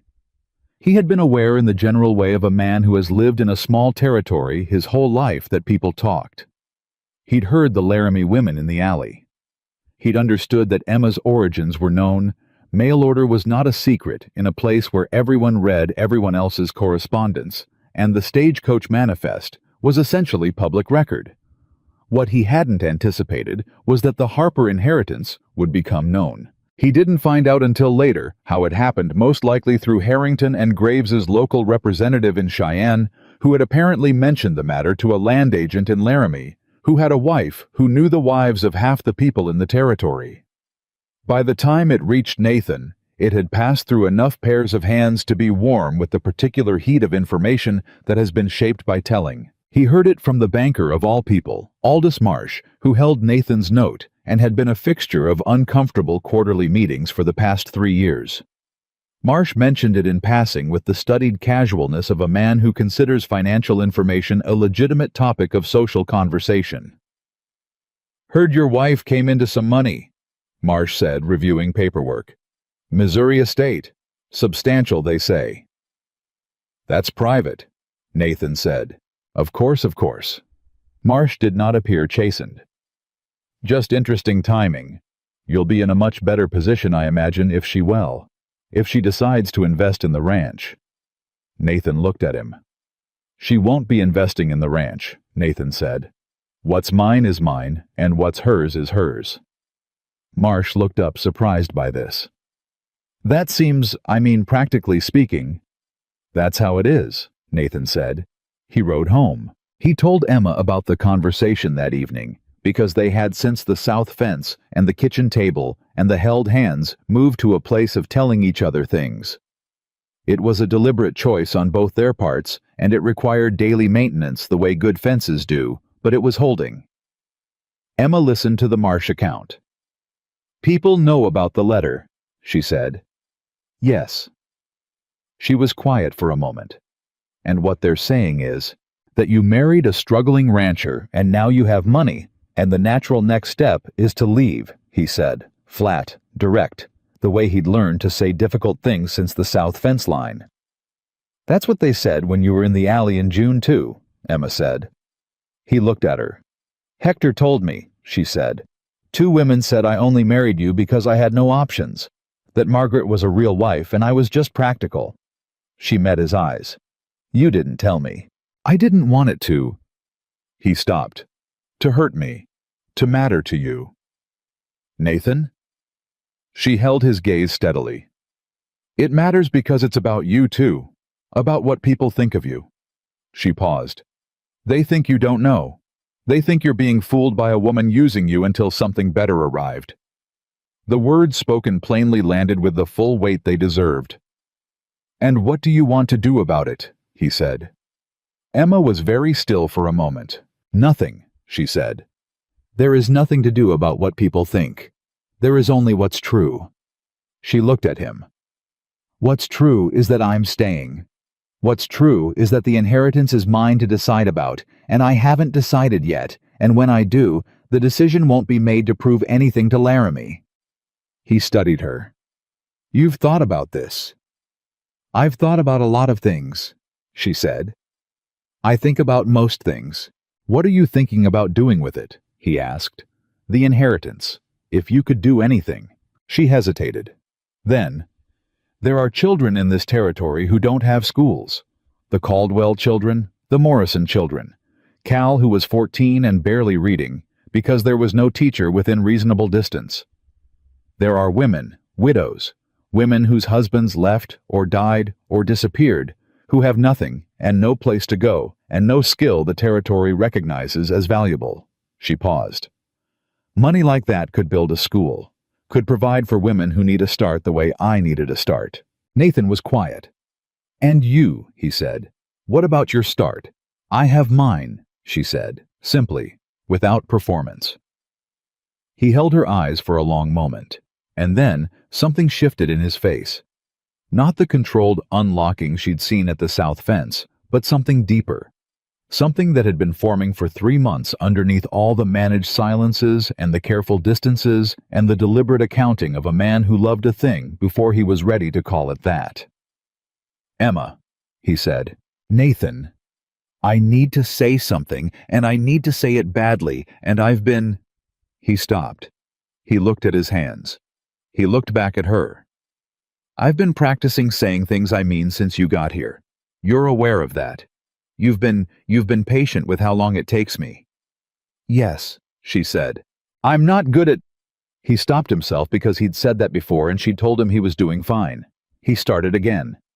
"What I'm trying to say is that when I found that letter in that moment before I could stop myself from imagining you gone, what I felt was not about the ranch." He paused. "It was about you." Emma did not move. "I know it's too soon," he said. "I know 3 months is not— I know what we started as. I know the terms I set. I know every reasonable argument for why I shouldn't be—" He stopped. "I am anyway." The kitchen was completely still. "Say it," Emma said, very quietly. "I love you," Nathan Brooks said. "I don't know when it happened, and I don't have a story to tell about it because it didn't happen in a moment. It happened in coffee at a lower shelf, and biscuits for the hands, and long division on a porch step, and 14 mason jars, and you standing at the east fence in a lightning storm." He was looking at her directly the way he looked at fences that needed assessing, and numbers that needed to be true. "It happened in all of it. I love you. I have no expectation that—" "Nathan," she said. He stopped. "I love you too," she said. "I don't have a story either. Just a rocking chair and a book of poetry, and a man who told me the truth when he had no reason to." Her voice held, but just barely. "I love you." The kitchen held its breath. Nathan stood up from the table. He crossed to her side, and she stood to meet him, and he took her face in his hands, with the particular care of a man who is holding something he spent months telling himself he didn't want, and has only now allowed himself to admit is the most important thing he possesses. He kissed her. Not the impersonal contact of the parlor at Reverend Douglas's parsonage. Something entirely different. Something that meant everything that had been sitting in the file for 3 months opened at last. She held onto his arms and kissed him back, and the lamp burned between them, and outside the August stars did their abundance, and the ranch that had been silent for 4 years held the sound of two people remembering what it felt like to not be alone.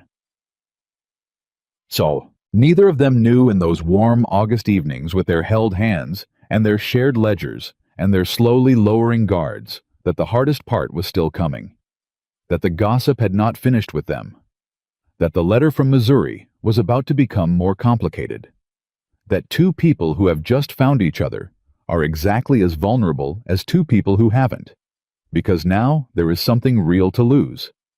They didn't know any of that yet. What they knew was the coffee in the morning, the voices in the kitchen, the children on Saturday, the ranch they were building together one careful day at a time.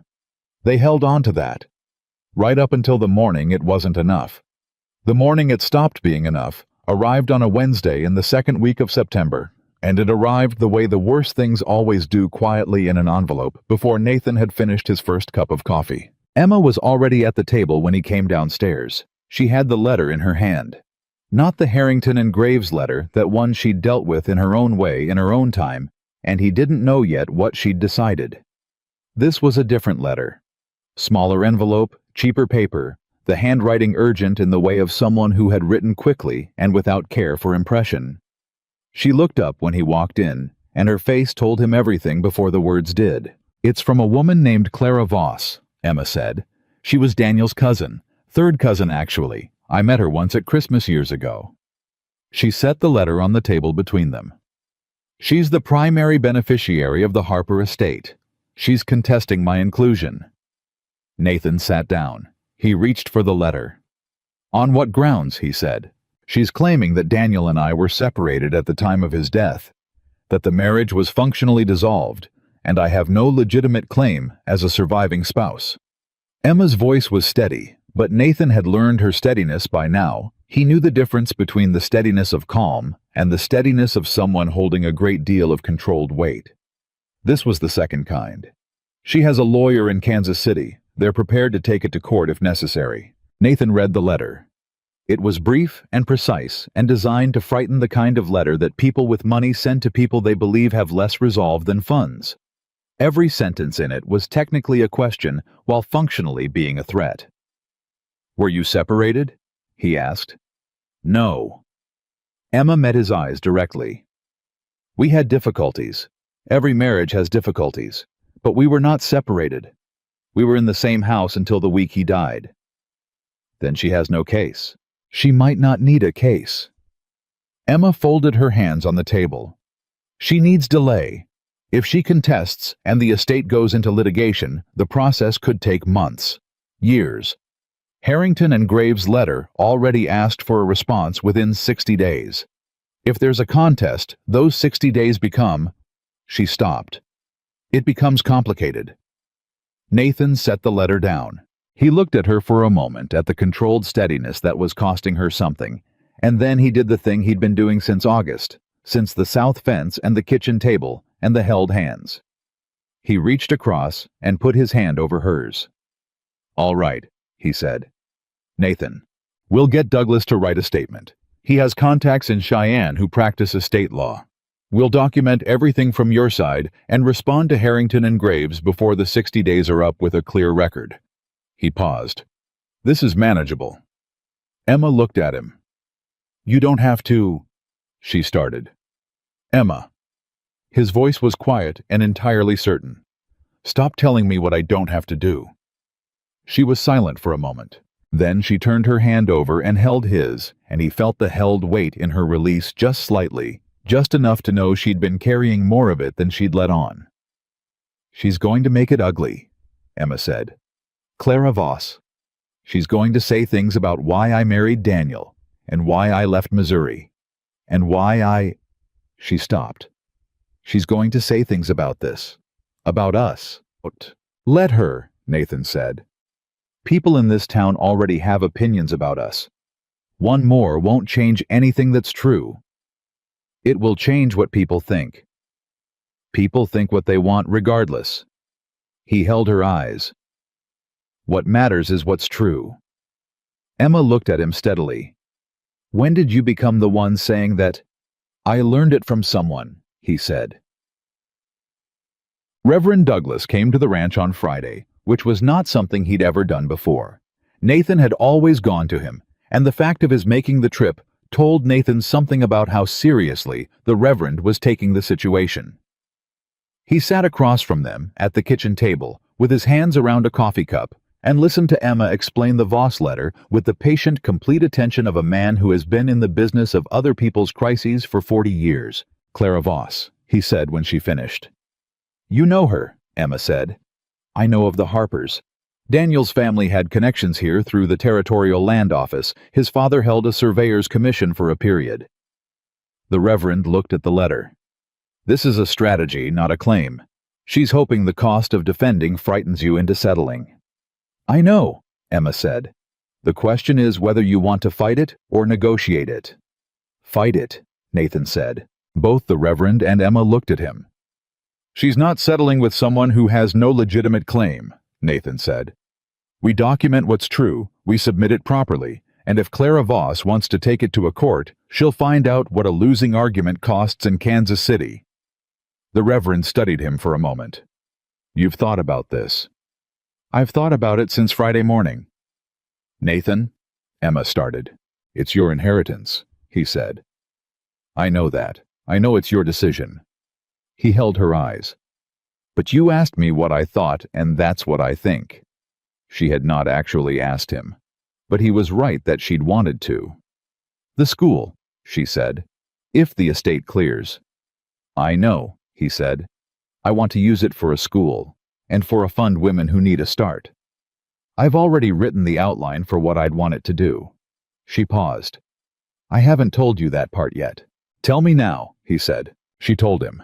Reverend Douglas sat across from them and listened to Emma lay out what she'd been thinking in the weeks since the letter arrived, the structure of a small educational fund, a school building, a modest provision for women in the territory arriving in circumstances like the one she'd arrived in. She'd been precise about it. She'd written numbers, projections, the kind of detailed accounting she'd applied to the household ledger and the bread sales and the mason jar preserves. When she finished, the Reverend was quiet for a moment. You'd refuse the personal portion, he said. I'd redirect it, she said. There's a provision for personal retention. I'd take what covers the legal costs of defending the estate and a modest reserve. The rest goes to the fund. Nathan looked at her. You've already decided, he said. I decided 3 weeks ago, she said. I just needed to... She paused. I needed to say it out loud to know if it still felt right. Does it? He said. Yes, she said. Does it make sense to you? He looked at her for a long moment. Yes, he said. It makes complete sense. Reverend Douglas set down his coffee cup. He looked between them with the expression of a man witnessing something he'd hoped for and hadn't been certain of. I'll write to my contact in Cheyenne this afternoon, he said. The legal response went out in the 3rd week of September, documented and precise and co-signed by Reverend Douglas, and 2 witnesses who could attest to Emma's continuous residence and marriage status at the time of Daniel Harper's death. Harrington and Graves acknowledged receipt within a week. Clara Voss's lawyer in Kansas City went quiet. That silence was not peace. Emma knew enough about legal strategy to understand that silence meant regrouping. Not conceding, but it was a pause, and in the pause, life continued its ordinary motion. The fall cattle drive happened. Nathan was gone for 11 days with Hector and Pete, and 2 hired hands driving the season's cattle to Cheyenne for market, and those 11 days were the first significant time Emma had spent alone since arriving in June. She had not expected to feel his absence as physically as she did. She'd been alone before. She'd been alone for 14 months after Daniel died, alone in a way that had been defined by lack of money, lack of direction, lack of anything to build toward. This was a different kind of alone. This was the absence of a specific person, of a specific voice, and a specific set of shoulders, and a specific habit of appearing in doorways when he wanted to say something, and hadn't figured out yet how to say it. She kept the Saturday lessons. She kept the bread baking and the preserve making and the market runs. She kept the household accounts with the same precision she'd maintained since June. She sat in the rocking chair 2 evenings. She'd never sat in it before it had felt like his space, his mother's space, not hers to occupy. But on the 8th evening of his absence, when the house had been quiet long enough to have weight to it, she sat in it, and it held her solidly and without sound. And she looked at the lamp burning on the table, and thought about all the evenings Eleanor Brooks must have sat in this same chair, watching a different lamp, and felt for the first time genuinely and specifically connected to this house. Not just present in it. Connected. She was still sitting in it when she heard the wagon in the yard. She was at the door before he reached it. Nathan came in from 11 days of cattle driving, looking like exactly what he was. Tired, trail-dusted, in need of a meal and a bath and a bed, and he stopped when he saw her in the doorway, and the expression on his face beneath the exhaustion was the particular relief of a man arriving home. "The rocking chair," he said, noticing. "I hope that's all right," she said. "It's your chair," he said. She had not been expecting that. She blinked. "It's your house," he said. "It's your chair. It's your—" He stopped himself because he was tired, and the emotions that travel with exhaustion are less managed than the daytime variety. "I'm glad you were sitting in it." Emma looked at him. "Come inside," she said. "There's supper in the warming oven." He came inside. He sat at the table. She brought him food and coffee and sat across from him, and he told her about the drive and the cattle price and the conversation he'd had with Aldous Marsh's counterpart in Cheyenne, who had indicated that the ranch's note, given the strong fall revenue, was in a position for renegotiation on more favorable terms. "You're going to be all right," she said. "The ranch." "We," he said. She smiled. "We." He reached across the table. She met him halfway. Chapepe. The Voss situation broke open on a Thursday morning in early October. Not the legal situation that was still suspended in its careful silence. What broke was the town's version of it, which had been building since the banker Marsh had mentioned the inheritance, in what he clearly thought of as a private conversation, and which had been circulating in the particular underground current of small territory information exchange ever since. Emma went to market on Thursday, as she always did, bread loaded in the wagon, 2 crates of preserves, and the small confidence that 3 months of consistent, honest dealings had built with the merchants and neighbors of Laramie. What she found at the general store was Greta Hollis, with an expression Emma had not seen on her before, careful, watchful, the expression of a woman who is about to say something she's been arguing with herself about for a while. "There's been talk," Greta said before Emma had set down the first crate. Emma set it down deliberately. "There's always talk." "More than usual." Greta looked at her directly, which was one of the things Emma had always respected about her. "Someone's been saying that you're planning to leave before winter, that the inheritance money is enough and there's nothing to keep you on a struggling ranch once you have it." Emma was quiet for a moment. "Who's saying that?" "It started at the bank," Greta said. "I think you can work out the rest of the chain." Aldous Marsh. Emma had never particularly trusted the man. There was something in the way he spoke about Nathan's finances, with the comfortable ownership of a person who considers debt a form of authority over the debtor. She'd felt it at the quarterly meeting she'd attended with Nathan in September. She'd said nothing at the time. "Is that what people believe?" Emma said. "That I'm leaving?" Greta was quiet for a moment. "Some do," she said. "Some think—" She stopped. "Emma, some people thought from the beginning that this was temporary, that a woman who comes to a territory she doesn't know to marry a man she's never met is doing it as a bridge, until something better arrives." "And what do you think?" Emma said. Greta met her eyes. "I think you're the reason that ranch is still solvent, and the reason 4 ranch children are learning to read, and the reason Nathan Brooks smiles at all, which he didn't used to do." She paused. "I think you belong here, but belonging here doesn't stop other people from deciding you don't." Emma stood at the counter of the general store and held this information. "I'm not leaving," she said. "I know that," Greta said. "How do you know that?" Because if you were leaving, Greta said, with the particular dry certainty of a woman who has run a general store in a small territory for 20 years and knows every human variation that passes through it, you'd already be gone. Emma did not tell Nathan about the market conversation immediately. She drove home, unloaded the wagon, put the revenue in the tin box, and made supper, and sat across from him and talked about the Thursday afternoon in the ordinary register they'd established. And it was only when he looked at her across the table with the particular direct attention that meant he'd noticed something was wrong that she stopped and set down her fork. "Greta Hollis told me people think I'm leaving," she said. Nathan set down his fork. "Before winter," Emma continued. "Once the inheritance clears. That's the story.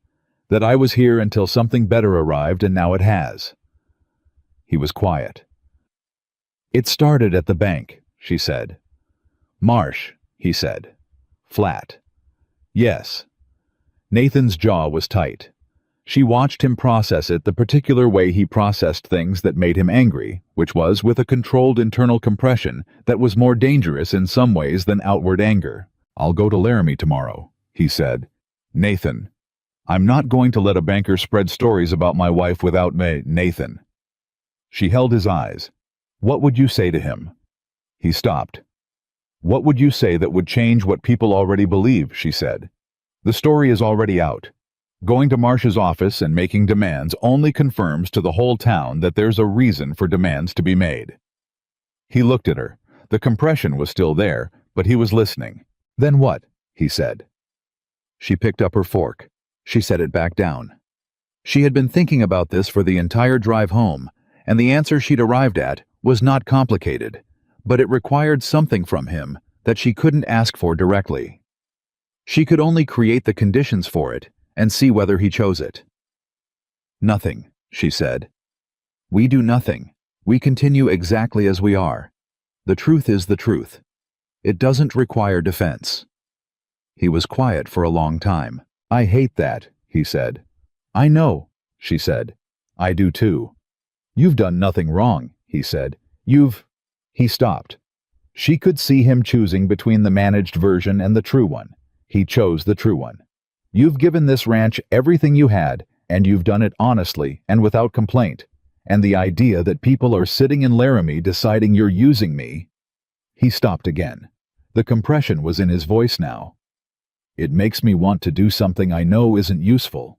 "The best thing you can do," she said quietly, "is exactly what you've been doing. Show up. Work the ranch. Let the ranch speak."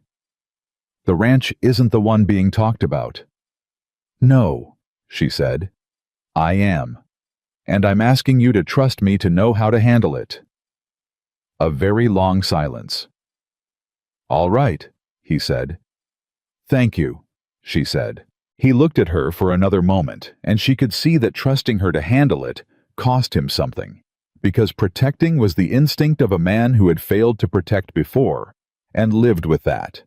She wanted to say something about that, about Margaret, about the things he'd never said to her directly, but this was not the evening for it, and she let it rest.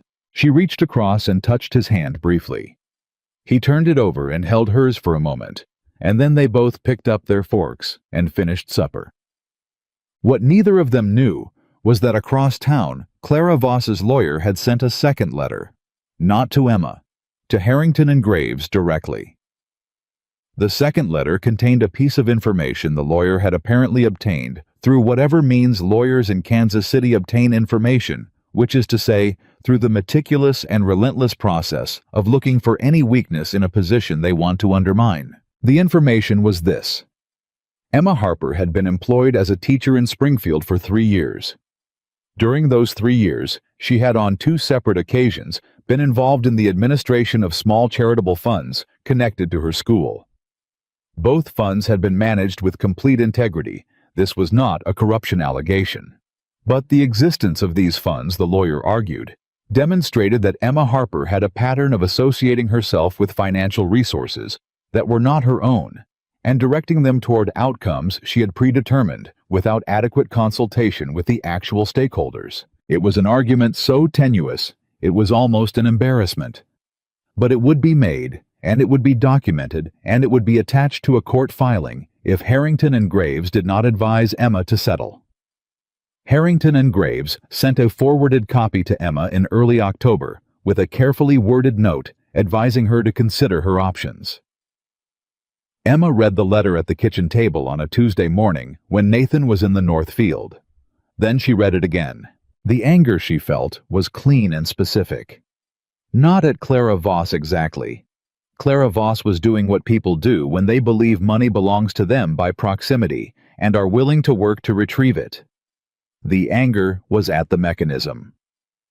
At the way the lawyer had taken the thing Emma was most genuinely proud of, 3 years of honest teaching, 2 small funds managed with scrupulous care for children who had nothing, and reframed it as evidence of predatory intent.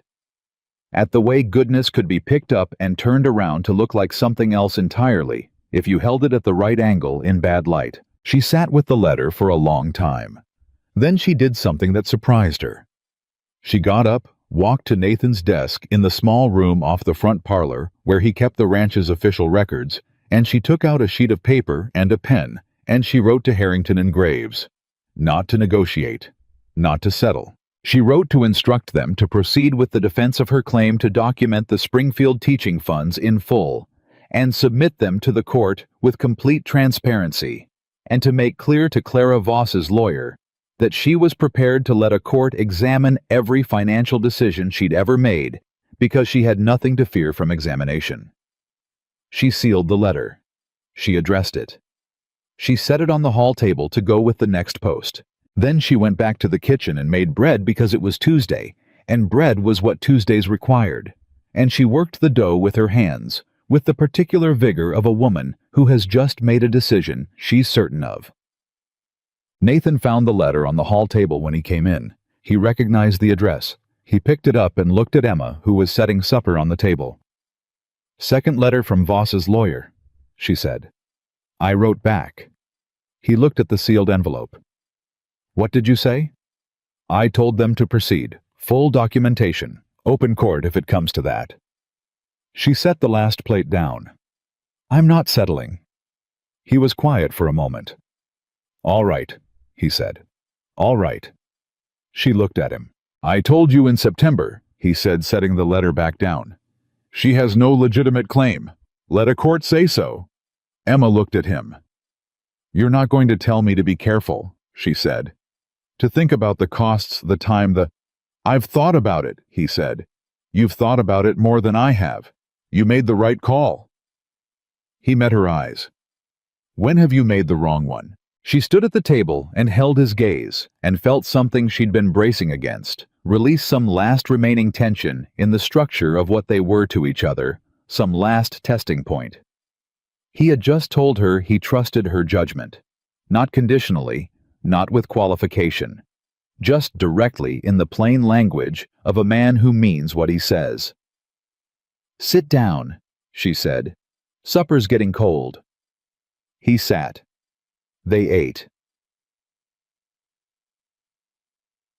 The thing that happened next happened because of Hector, not because Hector intended it. Hector was as he always was, trying to do the right thing. But Hector had been listening in the particular way of a man who spends a great deal of time outdoors, and therefore hears conversations that happen near open windows. And what he'd heard on a Tuesday morning in mid-October was Emma at Nathan's desk, reading the Voss letter aloud to herself, in the way people read difficult things, quietly processing, and then the decisive sound of pen on paper and the particular firmness of an envelope sealed. He'd heard enough to understand the shape of it. And Hector, who had 9 years of investment in Nathan Brooks's well-being, and 3 months of investment in Emma Brooks's well-being, did something he would normally never do. He talked. He talked at the bunkhouse that evening. Not extensively, just enough. He told Pete and the 2 seasonal hands that Mrs. Brooks had gotten a lawyer's letter trying to take money that was rightfully hers, and she'd told them to go ahead and take it to court because she had nothing to hide. He said it the way he said most things, briefly, without drama, with the authority of a man who was reporting a fact. By Friday, it had moved through 4 separate conversations beyond the bunkhouse. By the following Tuesday, Greta Hollis had mentioned it to 2 customers. By the Thursday of that week, What the town of Laramie knew was no longer the banker's version, the woman waiting to leave once the money cleared. What it knew was a different story. A woman who'd been offered enough to leave and had instead filed legal documents refusing to be intimidated. A woman who'd told a Kansas City lawyer to take her to court because she had nothing to be ashamed of. It was the same territory, the same woman, but the light had shifted. Emma found out about this when Greta Hollis greeted her on Thursday morning with something different in her expression. "Word got around," Greta said. Emma looked at her. "About the legal response. About what you did." Greta leaned on the counter. "About what you're doing with the money. The school fund. The provision for women." She paused. "Martha Caldwell told the Reverend's wife. The Reverend's wife told half the church. By Sunday, I imagine the Reverend himself will have something to say about it." Emma stood with a crate of bread in her hands. "I wasn't trying to," she started. "I know you weren't," Greta said. "That's why it spread." Reverend Douglas did have something to say about it. He said it on a Sunday from the pulpit without naming names, which everyone understood was a courtesy, since everyone knew exactly who he was talking about. He spoke about practical charity, about the difference between the kind of generosity that announces itself and the kind that simply does what needs to be done. He spoke about the school that the territory needed and the women who arrived in circumstances that required not pity, but provision. He spoke about two people who had entered a practical arrangement and chosen every day to make it something more than practical. Nathan was in the third pew. Emma was beside him. He did not look sideways at her during the sermon. He looked forward, which was how he absorbed things that moved him without visible reaction, processing inward with the stillness of a man who has learned that emotion is most safely experienced alone. But his hand found hers in the space between them on the pew, and he held it without drama for the remainder of the service, and Emma held back, and nobody in that church who saw them thought for a moment that what they were looking at was temporary. The legal resolution from Harrington and Graves arrived in the last week of October. Clara Voss had withdrawn the contest. Not because she'd been persuaded by the merits, she hadn't, but the full documentation Emma had authorized had been submitted, and what it contained was clean and complete, and entirely without the exploitable edges that a Kansas City lawyer needed to build a case on, and the cost of taking something genuinely solid to court was more than Clara Voss had appetite for. The letter confirmed the estate would proceed as written. Emma read it at the kitchen table on a Wednesday morning. Nathan was in the barn.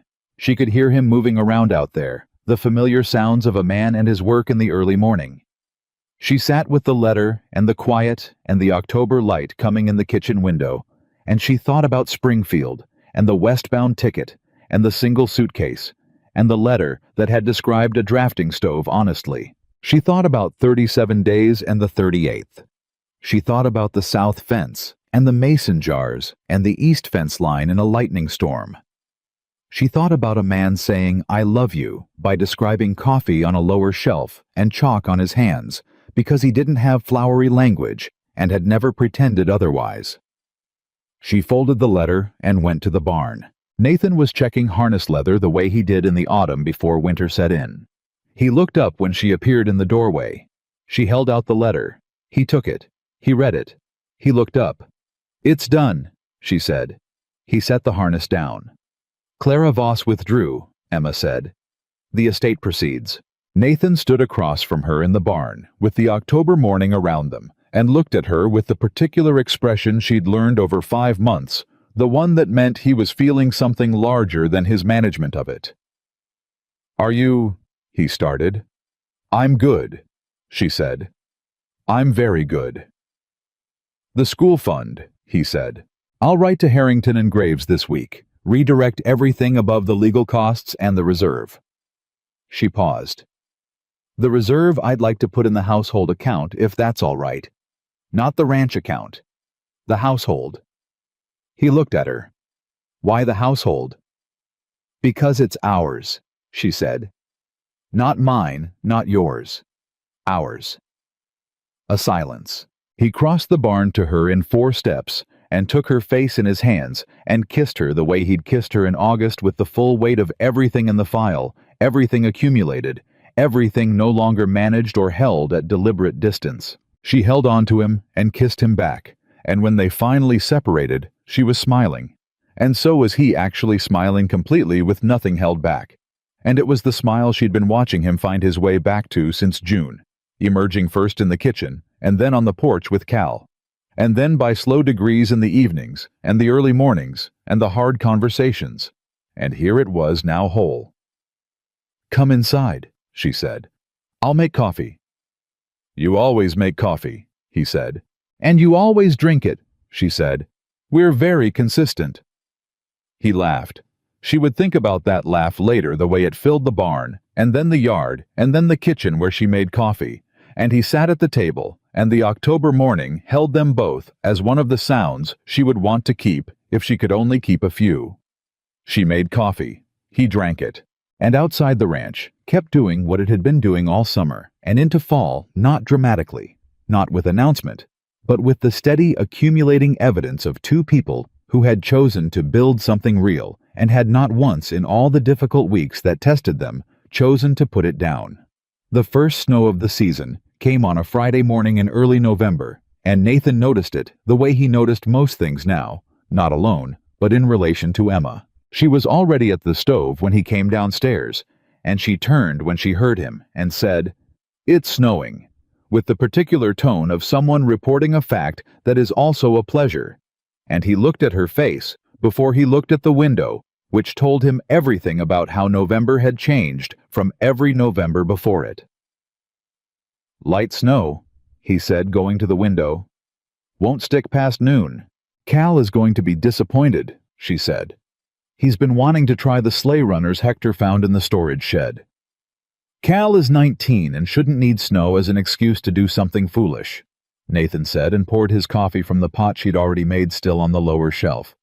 Still exactly where it had been since the first week, a small constant that had become one of the anchors of his mornings. Emma smiled at the stove. He saw it in the set of her shoulders before he saw her face. This was one of the things the year had given him, the ability to read her in increments, in small angles, in the slight variations of posture and voice that were invisible to anyone who hadn't been paying attention since June. He had been paying attention since June. He had been paying attention to almost nothing else. He sat at the table. She brought her own coffee and sat across from him. "The school trust papers came yesterday," she said. "From Harrington and Graves. They need 2 signatures, mine and a territorial administrator's.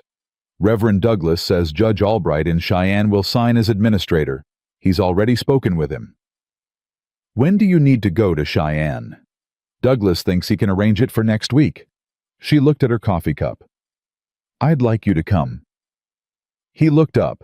"You don't have to," she said, in the tone she used when she was about to tell him she didn't need something she did in fact need. "I'll come," he said. She looked up.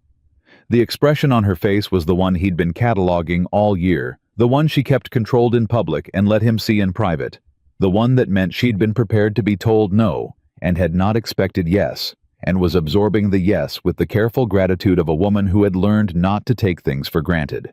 "Good," she said, and then more quietly, "Thank you." "Stop thanking me," he said. "Stop making it necessary," she said. He almost smiled. She saw it and did smile, and they sat with their coffee in the Friday morning quiet, while outside the snow came down in the light, inconclusive way of first snows not committing, just suggesting winter was on its way. The trip to Cheyenne happened on a Wednesday and Thursday, 2 days that Nathan would remember, not for the legal formality of the trust documents, though that was significant and permanent, and exactly what Emma had said it would be, but for what happened in the hours around the formality. They rode the stage together, which meant 8 hours of proximity in a coach with 2 other passengers, a rancher from Carbon County named Willis and his wife, who introduced themselves with the open friendliness of people who travel well. Within 20 minutes, Willis's wife, a comfortable woman named June, had established that Emma was a teacher, that Nathan raised cattle, that they'd been married since June, and that they were headed to Cheyenne to establish a school trust. "A school trust," June said, with the particular warmth of a woman who has children and therefore has opinions about schools. "How wonderful. For which school? One that doesn't exist yet, Emma said. June blinked. I'm establishing the fund first, Emma said. The school follows. In this territory, you build the foundation before you build the building. Willis, who had been quiet until this point, leaned forward slightly. That's a practical approach, he said. He sounded like he meant it. She's practical, Nathan said. Emma looked at him. He was looking out the window in the studied way he had when he was saying something that mattered and didn't want to make too much of it. In the best sense, he added, still looking at the window. Willis glanced between them with the faint smile of a man who has been married long enough to know what he was looking at. He caught his wife's eye. She returned the expression. Neither of them said anything about it. Some things are better appreciated quietly. Judge Albright's office was compact and orderly, and smelled of old paper and wood oil, and the judge himself was a small dry man in his 60s who had the efficient precision of someone who had processed a great many documents in a long career and had learned to identify the ones that mattered. He read the trust papers twice. Emma sat across from his desk with her hands folded composed. Nathan sat beside her. Reverend Douglas, who had ridden up separately the day before, sat to Emma's left and provided the clerical attestation the trust required. When the judge looked up from the papers, he looked at Emma directly. The beneficiary class, he said. Widows and children of the Wyoming Territory with insufficient access to formal education. No income threshold. No threshold, Emma said. Need is the only qualification. The administrative structure you've named Reverend Douglas as initial trustee. With a succession provision, Emma said. The trust can't depend on any one person. Douglas was willing to serve as initial trustee because he has existing relationships with the families most likely to need it, but the trust continues regardless of who administers it. The judge looked in the papers again. The fund amount is substantial for this territory. Yes, Emma said. And the personal retention. He found the line. This is your entire personal retention, legal fees, and a household reserve. Yes. He looked up. He looked at Nathan. You're comfortable with this arrangement? Nathan held the judge's gaze. It's her money, Judge, her decision. That's not quite what I asked. Yes, Nathan said. I'm comfortable with it. The judge held his gaze for a moment longer, in the way of a man taking a measurement. Then he looked back at the papers, uncapped his pen, and signed. The scratch of pen on paper was brief and permanent. Emma exhaled, not dramatically, not with tears, just a single, quiet release of breath that Nathan heard, and that told him exactly what this moment cost her and exactly what it was worth. He reached over and put his hand on hers, on top of the desk in front of the judge and the reverend, and whoever else might be watching. She turned her hand over and held his. Congratulations, Mrs. Brooks, Judge Albright said. That's a real thing you've just done. Yes, Emma said. It is. They stayed the night in Cheyenne at a small hotel the Reverend had recommended, and over supper, Nathan did something he hadn't done in 5 months of growing closer to this woman. He asked her about Daniel, not combatively, not with the particular male discomfort of a man asking about a predecessor out of insecurity. He asked because they were sitting across from each other at a supper table in a hotel in Cheyenne, on the evening that her trust had been signed, and the conversation had moved through the practical and into the personal.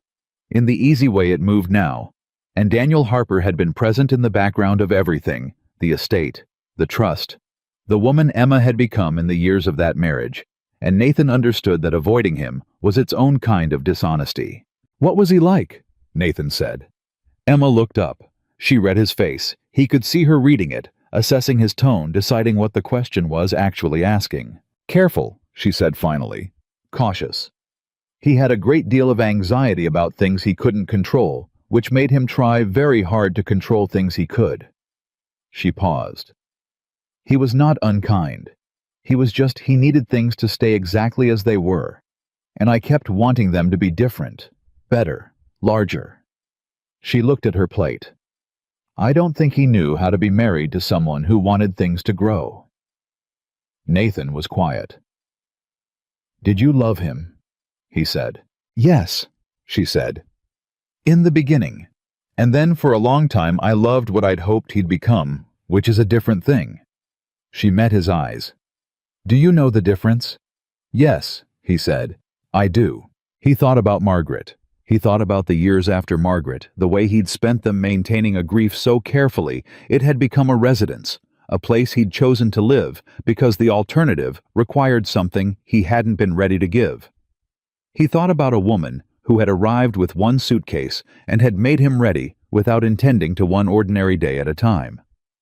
"Margaret," Emma said, not a question. "She was good," he said. "She was genuinely good. Warm, generous the way some people are born with a capacity for warmth that doesn't need to be learned." He looked at the table. "I loved her without reservation. I've spent 4 years wondering if that kind of thing happens twice." Emma was very still. "Does it?" she said. He looked up at her. "I don't know if it happens the same way twice," he said. "This isn't the same, what we have." He held her eyes. "It's not the same as what I had with Margaret. It's—" He paused, choosing his words with the precision he brought to everything that mattered. "It's made of different things. Sturdier things, maybe. Built slower, out of harder materials." She looked at him for a long moment. "I think that's the truest thing you've ever said to me," she said. "I've been working up to it," he said. She laughed.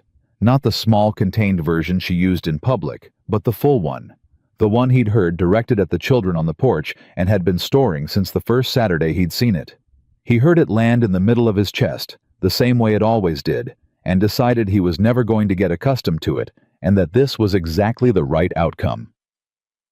They came home on Thursday evening to a ranch that had been managed in their absence by Hector with the quiet competence of a man who has kept things running through worse than 2 days. Hector met them at the barn, with the particular expression he wore when he had news, and wasn't sure of its reception. "Something happened," Nathan said. "Not a question." "Nothing bad," Hector said quickly. "Cal brought 3 new students Saturday. Kids from the Dawson spread 2 miles further out than he came from. He apparently recruited them himself." He paused. "He told their parents Mrs. Brooks was the best teacher in the territory." Emma stepped down from the wagon. "He told their parents that," she said. "Those were his words," Hector said. "I wasn't there, but Pete was. Said Cal made quite a speech about it." Emma looked at Nathan. Nathan looked at Emma. "He's going to need more slate boards," Nathan said. "I'll order them from Greta on Saturday," Emma said. They went inside. November built on itself the way good months do, each week adding something to what had been established, deepening what was already there rather than changing its nature. The school trust became known throughout the territory, with a speed that suggested people had been waiting for exactly this kind of thing, and recognized it immediately when it arrived. Reverend Douglas received 3 inquiries in the first 2 weeks from families who wanted to understand what the trust could provide for their children. A woman in Carbon County, a widow with 4 children, and no schooling beyond the 8th grade herself, wrote to Emma directly. She didn't know how she'd gotten Emma's name, but she'd gotten it asking whether the trust might help her children reach something beyond what the territory currently offered. Emma wrote back the same week. She described what the trust could provide. She described the Saturday lessons and what they'd grown into. She told the woman that the trust was not charity, but provision, a distinction she was particular about, and that the only qualification was genuine need and genuine effort. The Carbon County woman wrote again a month later.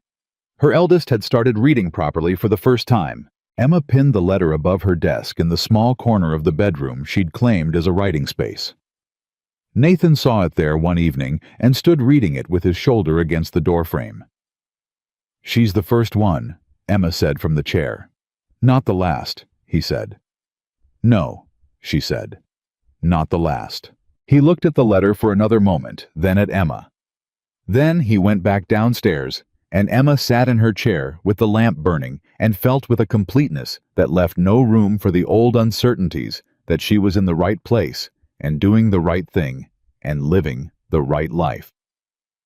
The twist arrived in December, and it arrived in a form no one had predicted. Cal came to the ranch on a Wednesday, not a Saturday lesson day, which was itself notable, and he came with his hat in his hands and the particular expression of a 19-year-old who has made a decision and is not entirely sure of its reception, but is going to say it anyway because he's reached the age where he's decided that saying things matters more than protecting himself from the response. Emma was in the kitchen. Nathan was at the table with the ledger. Both of them looked up when Hector showed Cal in. "I want to go to school," Cal said. "Real school, not just Saturday lessons." He looked at Emma. "There's a school in Laramie that teaches to the level of a teaching certificate. I asked about it." He swallowed. "I want to be a teacher." The kitchen was very quiet. Cal looked at Nathan because Nathan was the one who employed him, and Nathan's opinion therefore carried a weight that other people's opinions didn't. "I know I'd have to leave the ranch," Cal said. "I know the timing's not ideal. I know winters." "When does the term start?" Nathan said. Cal blinked. "January, second week." Nathan looked at the ledger. He looked at Emma. She was looking at Cal with an expression Nathan had never seen on her before. Not the teacher's careful encouragement, not the maternal warmth she showed the younger children. Something more personal than that. Something that looked from where he was sitting like recognition. "I'll need to replace you on the ranch," Nathan said. "Yes, sir. Pete can cover your duties. He's been ready for more responsibility." Nathan closed the ledger. "The school costs, have you looked at what it costs?" "Yes, sir. It's—" Cal named the figure. It was modest by some standards and not by his. "There's a provision in the trust for exactly that," Emma said. She was very controlled, very precise. "Educational advancement for residents of the territory who demonstrate ability and genuine need. You qualify on both." Cal stared at her. "Mrs. Brooks, I'd need your application by Friday," she said. "Reverend Douglas administers the disbursements. He'll need documentation of your enrollment and the cost breakdown." Cal continued staring. "Cal," Nathan said. Cal looked at him. "Close your mouth," Nathan said. "And thank Mrs. Brooks. Cal stopped. He turned back to Emma. He opened his mouth, and whatever he'd prepared to say, the prepared version of it, didn't come out. What came out instead was entirely unplanned. "You're the reason I know I can do this." His voice was rough. "You sat on that porch and you didn't give me the answer. You waited and you let me find it, and you were the first person who ever—" He stopped. He was 19 years old and doing his best. "You're the reason." Emma held herself very together. "Get me the paperwork by Friday," she said. Cal put on his hat. He nodded at Nathan. He went out. The kitchen was quiet. Nathan looked at Emma.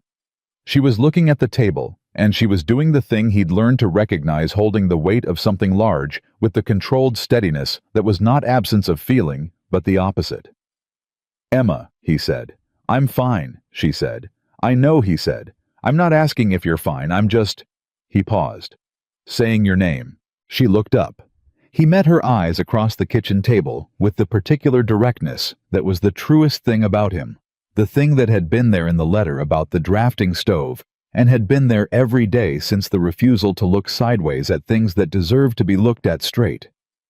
"You changed that boy's life," he said. "I taught him long division," she said. "You know that's not what I mean." She was quiet. "You've changed a lot of things," he said, "since June." He paused. "Including mine." Emma looked at him steadily. "Including yours," she agreed. Christmas at Brooks Ranch was the first real Christmas the house had seen in 4 years. This was not something Nathan planned. Emma did not announce it.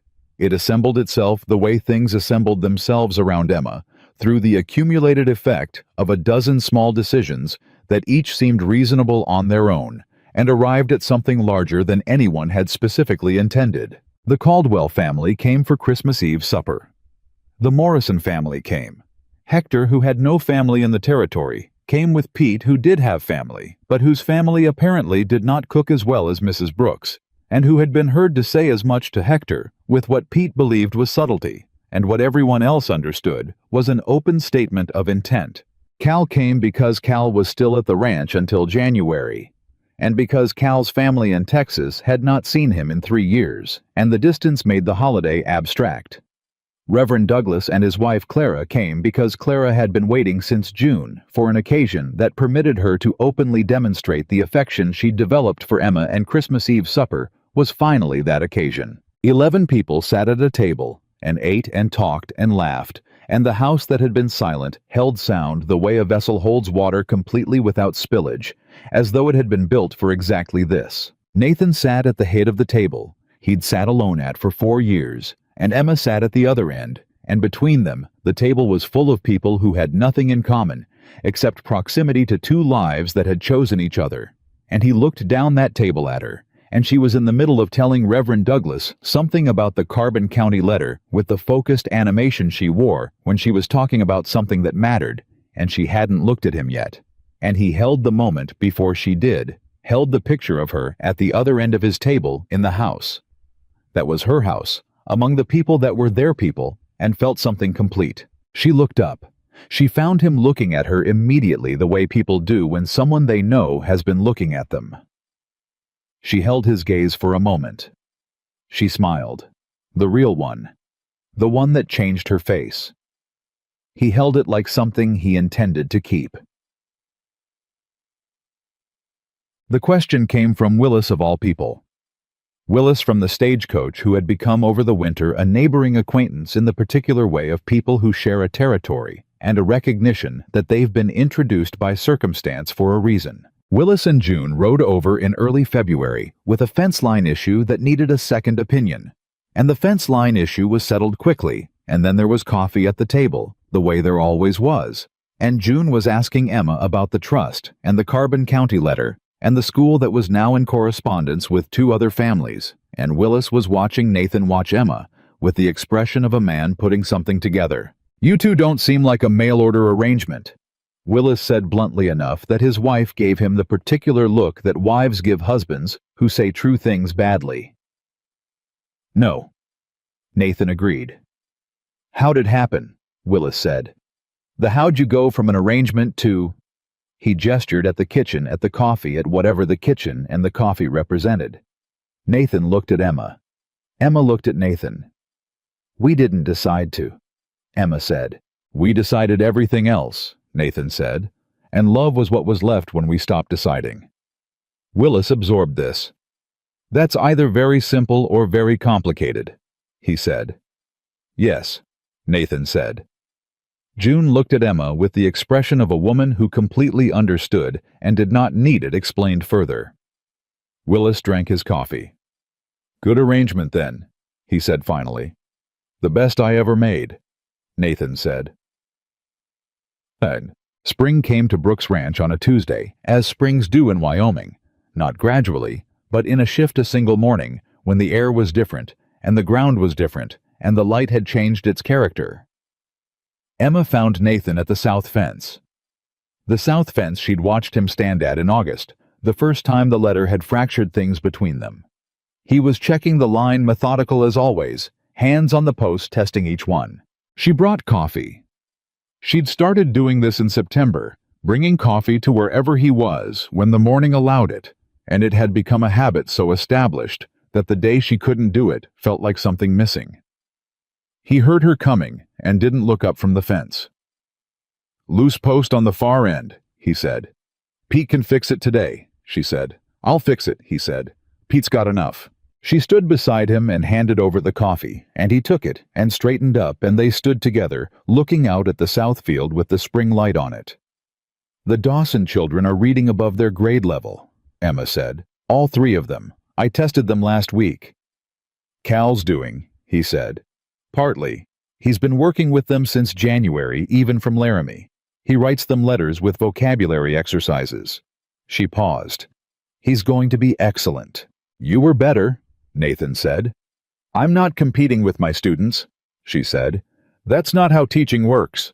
"I know," he said. "I'm just saying." She looked at him sideways. He was looking at the field.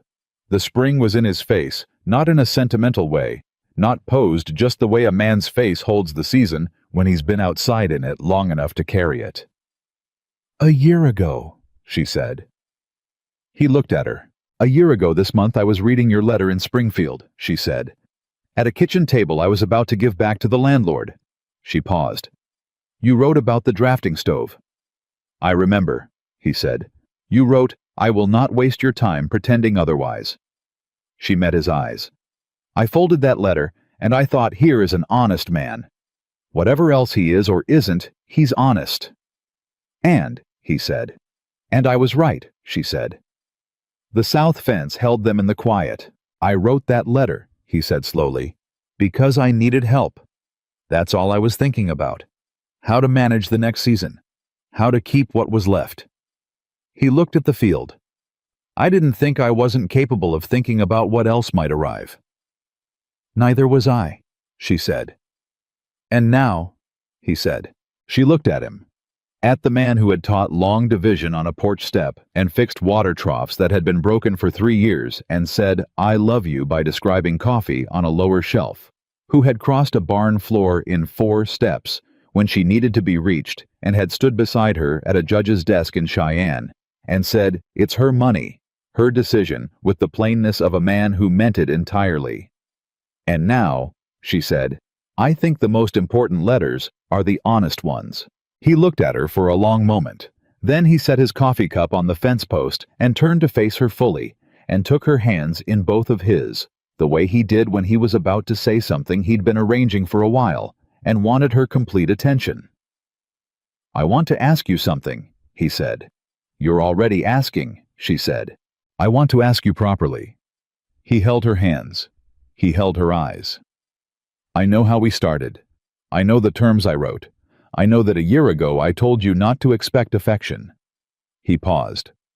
"I want to ask you now in front of the south fence and the spring and whatever version of God operates in Wyoming whether you'll stay." "Nathan," she said, "I've been staying. Not because you had to," he said. "Not because the arrangement required it. Because you choose it." He held her gaze with the directness that was the truest thing about him. "I want you to choose it." Emma looked at him. She thought about Springfield and westbound tickets and single suitcases.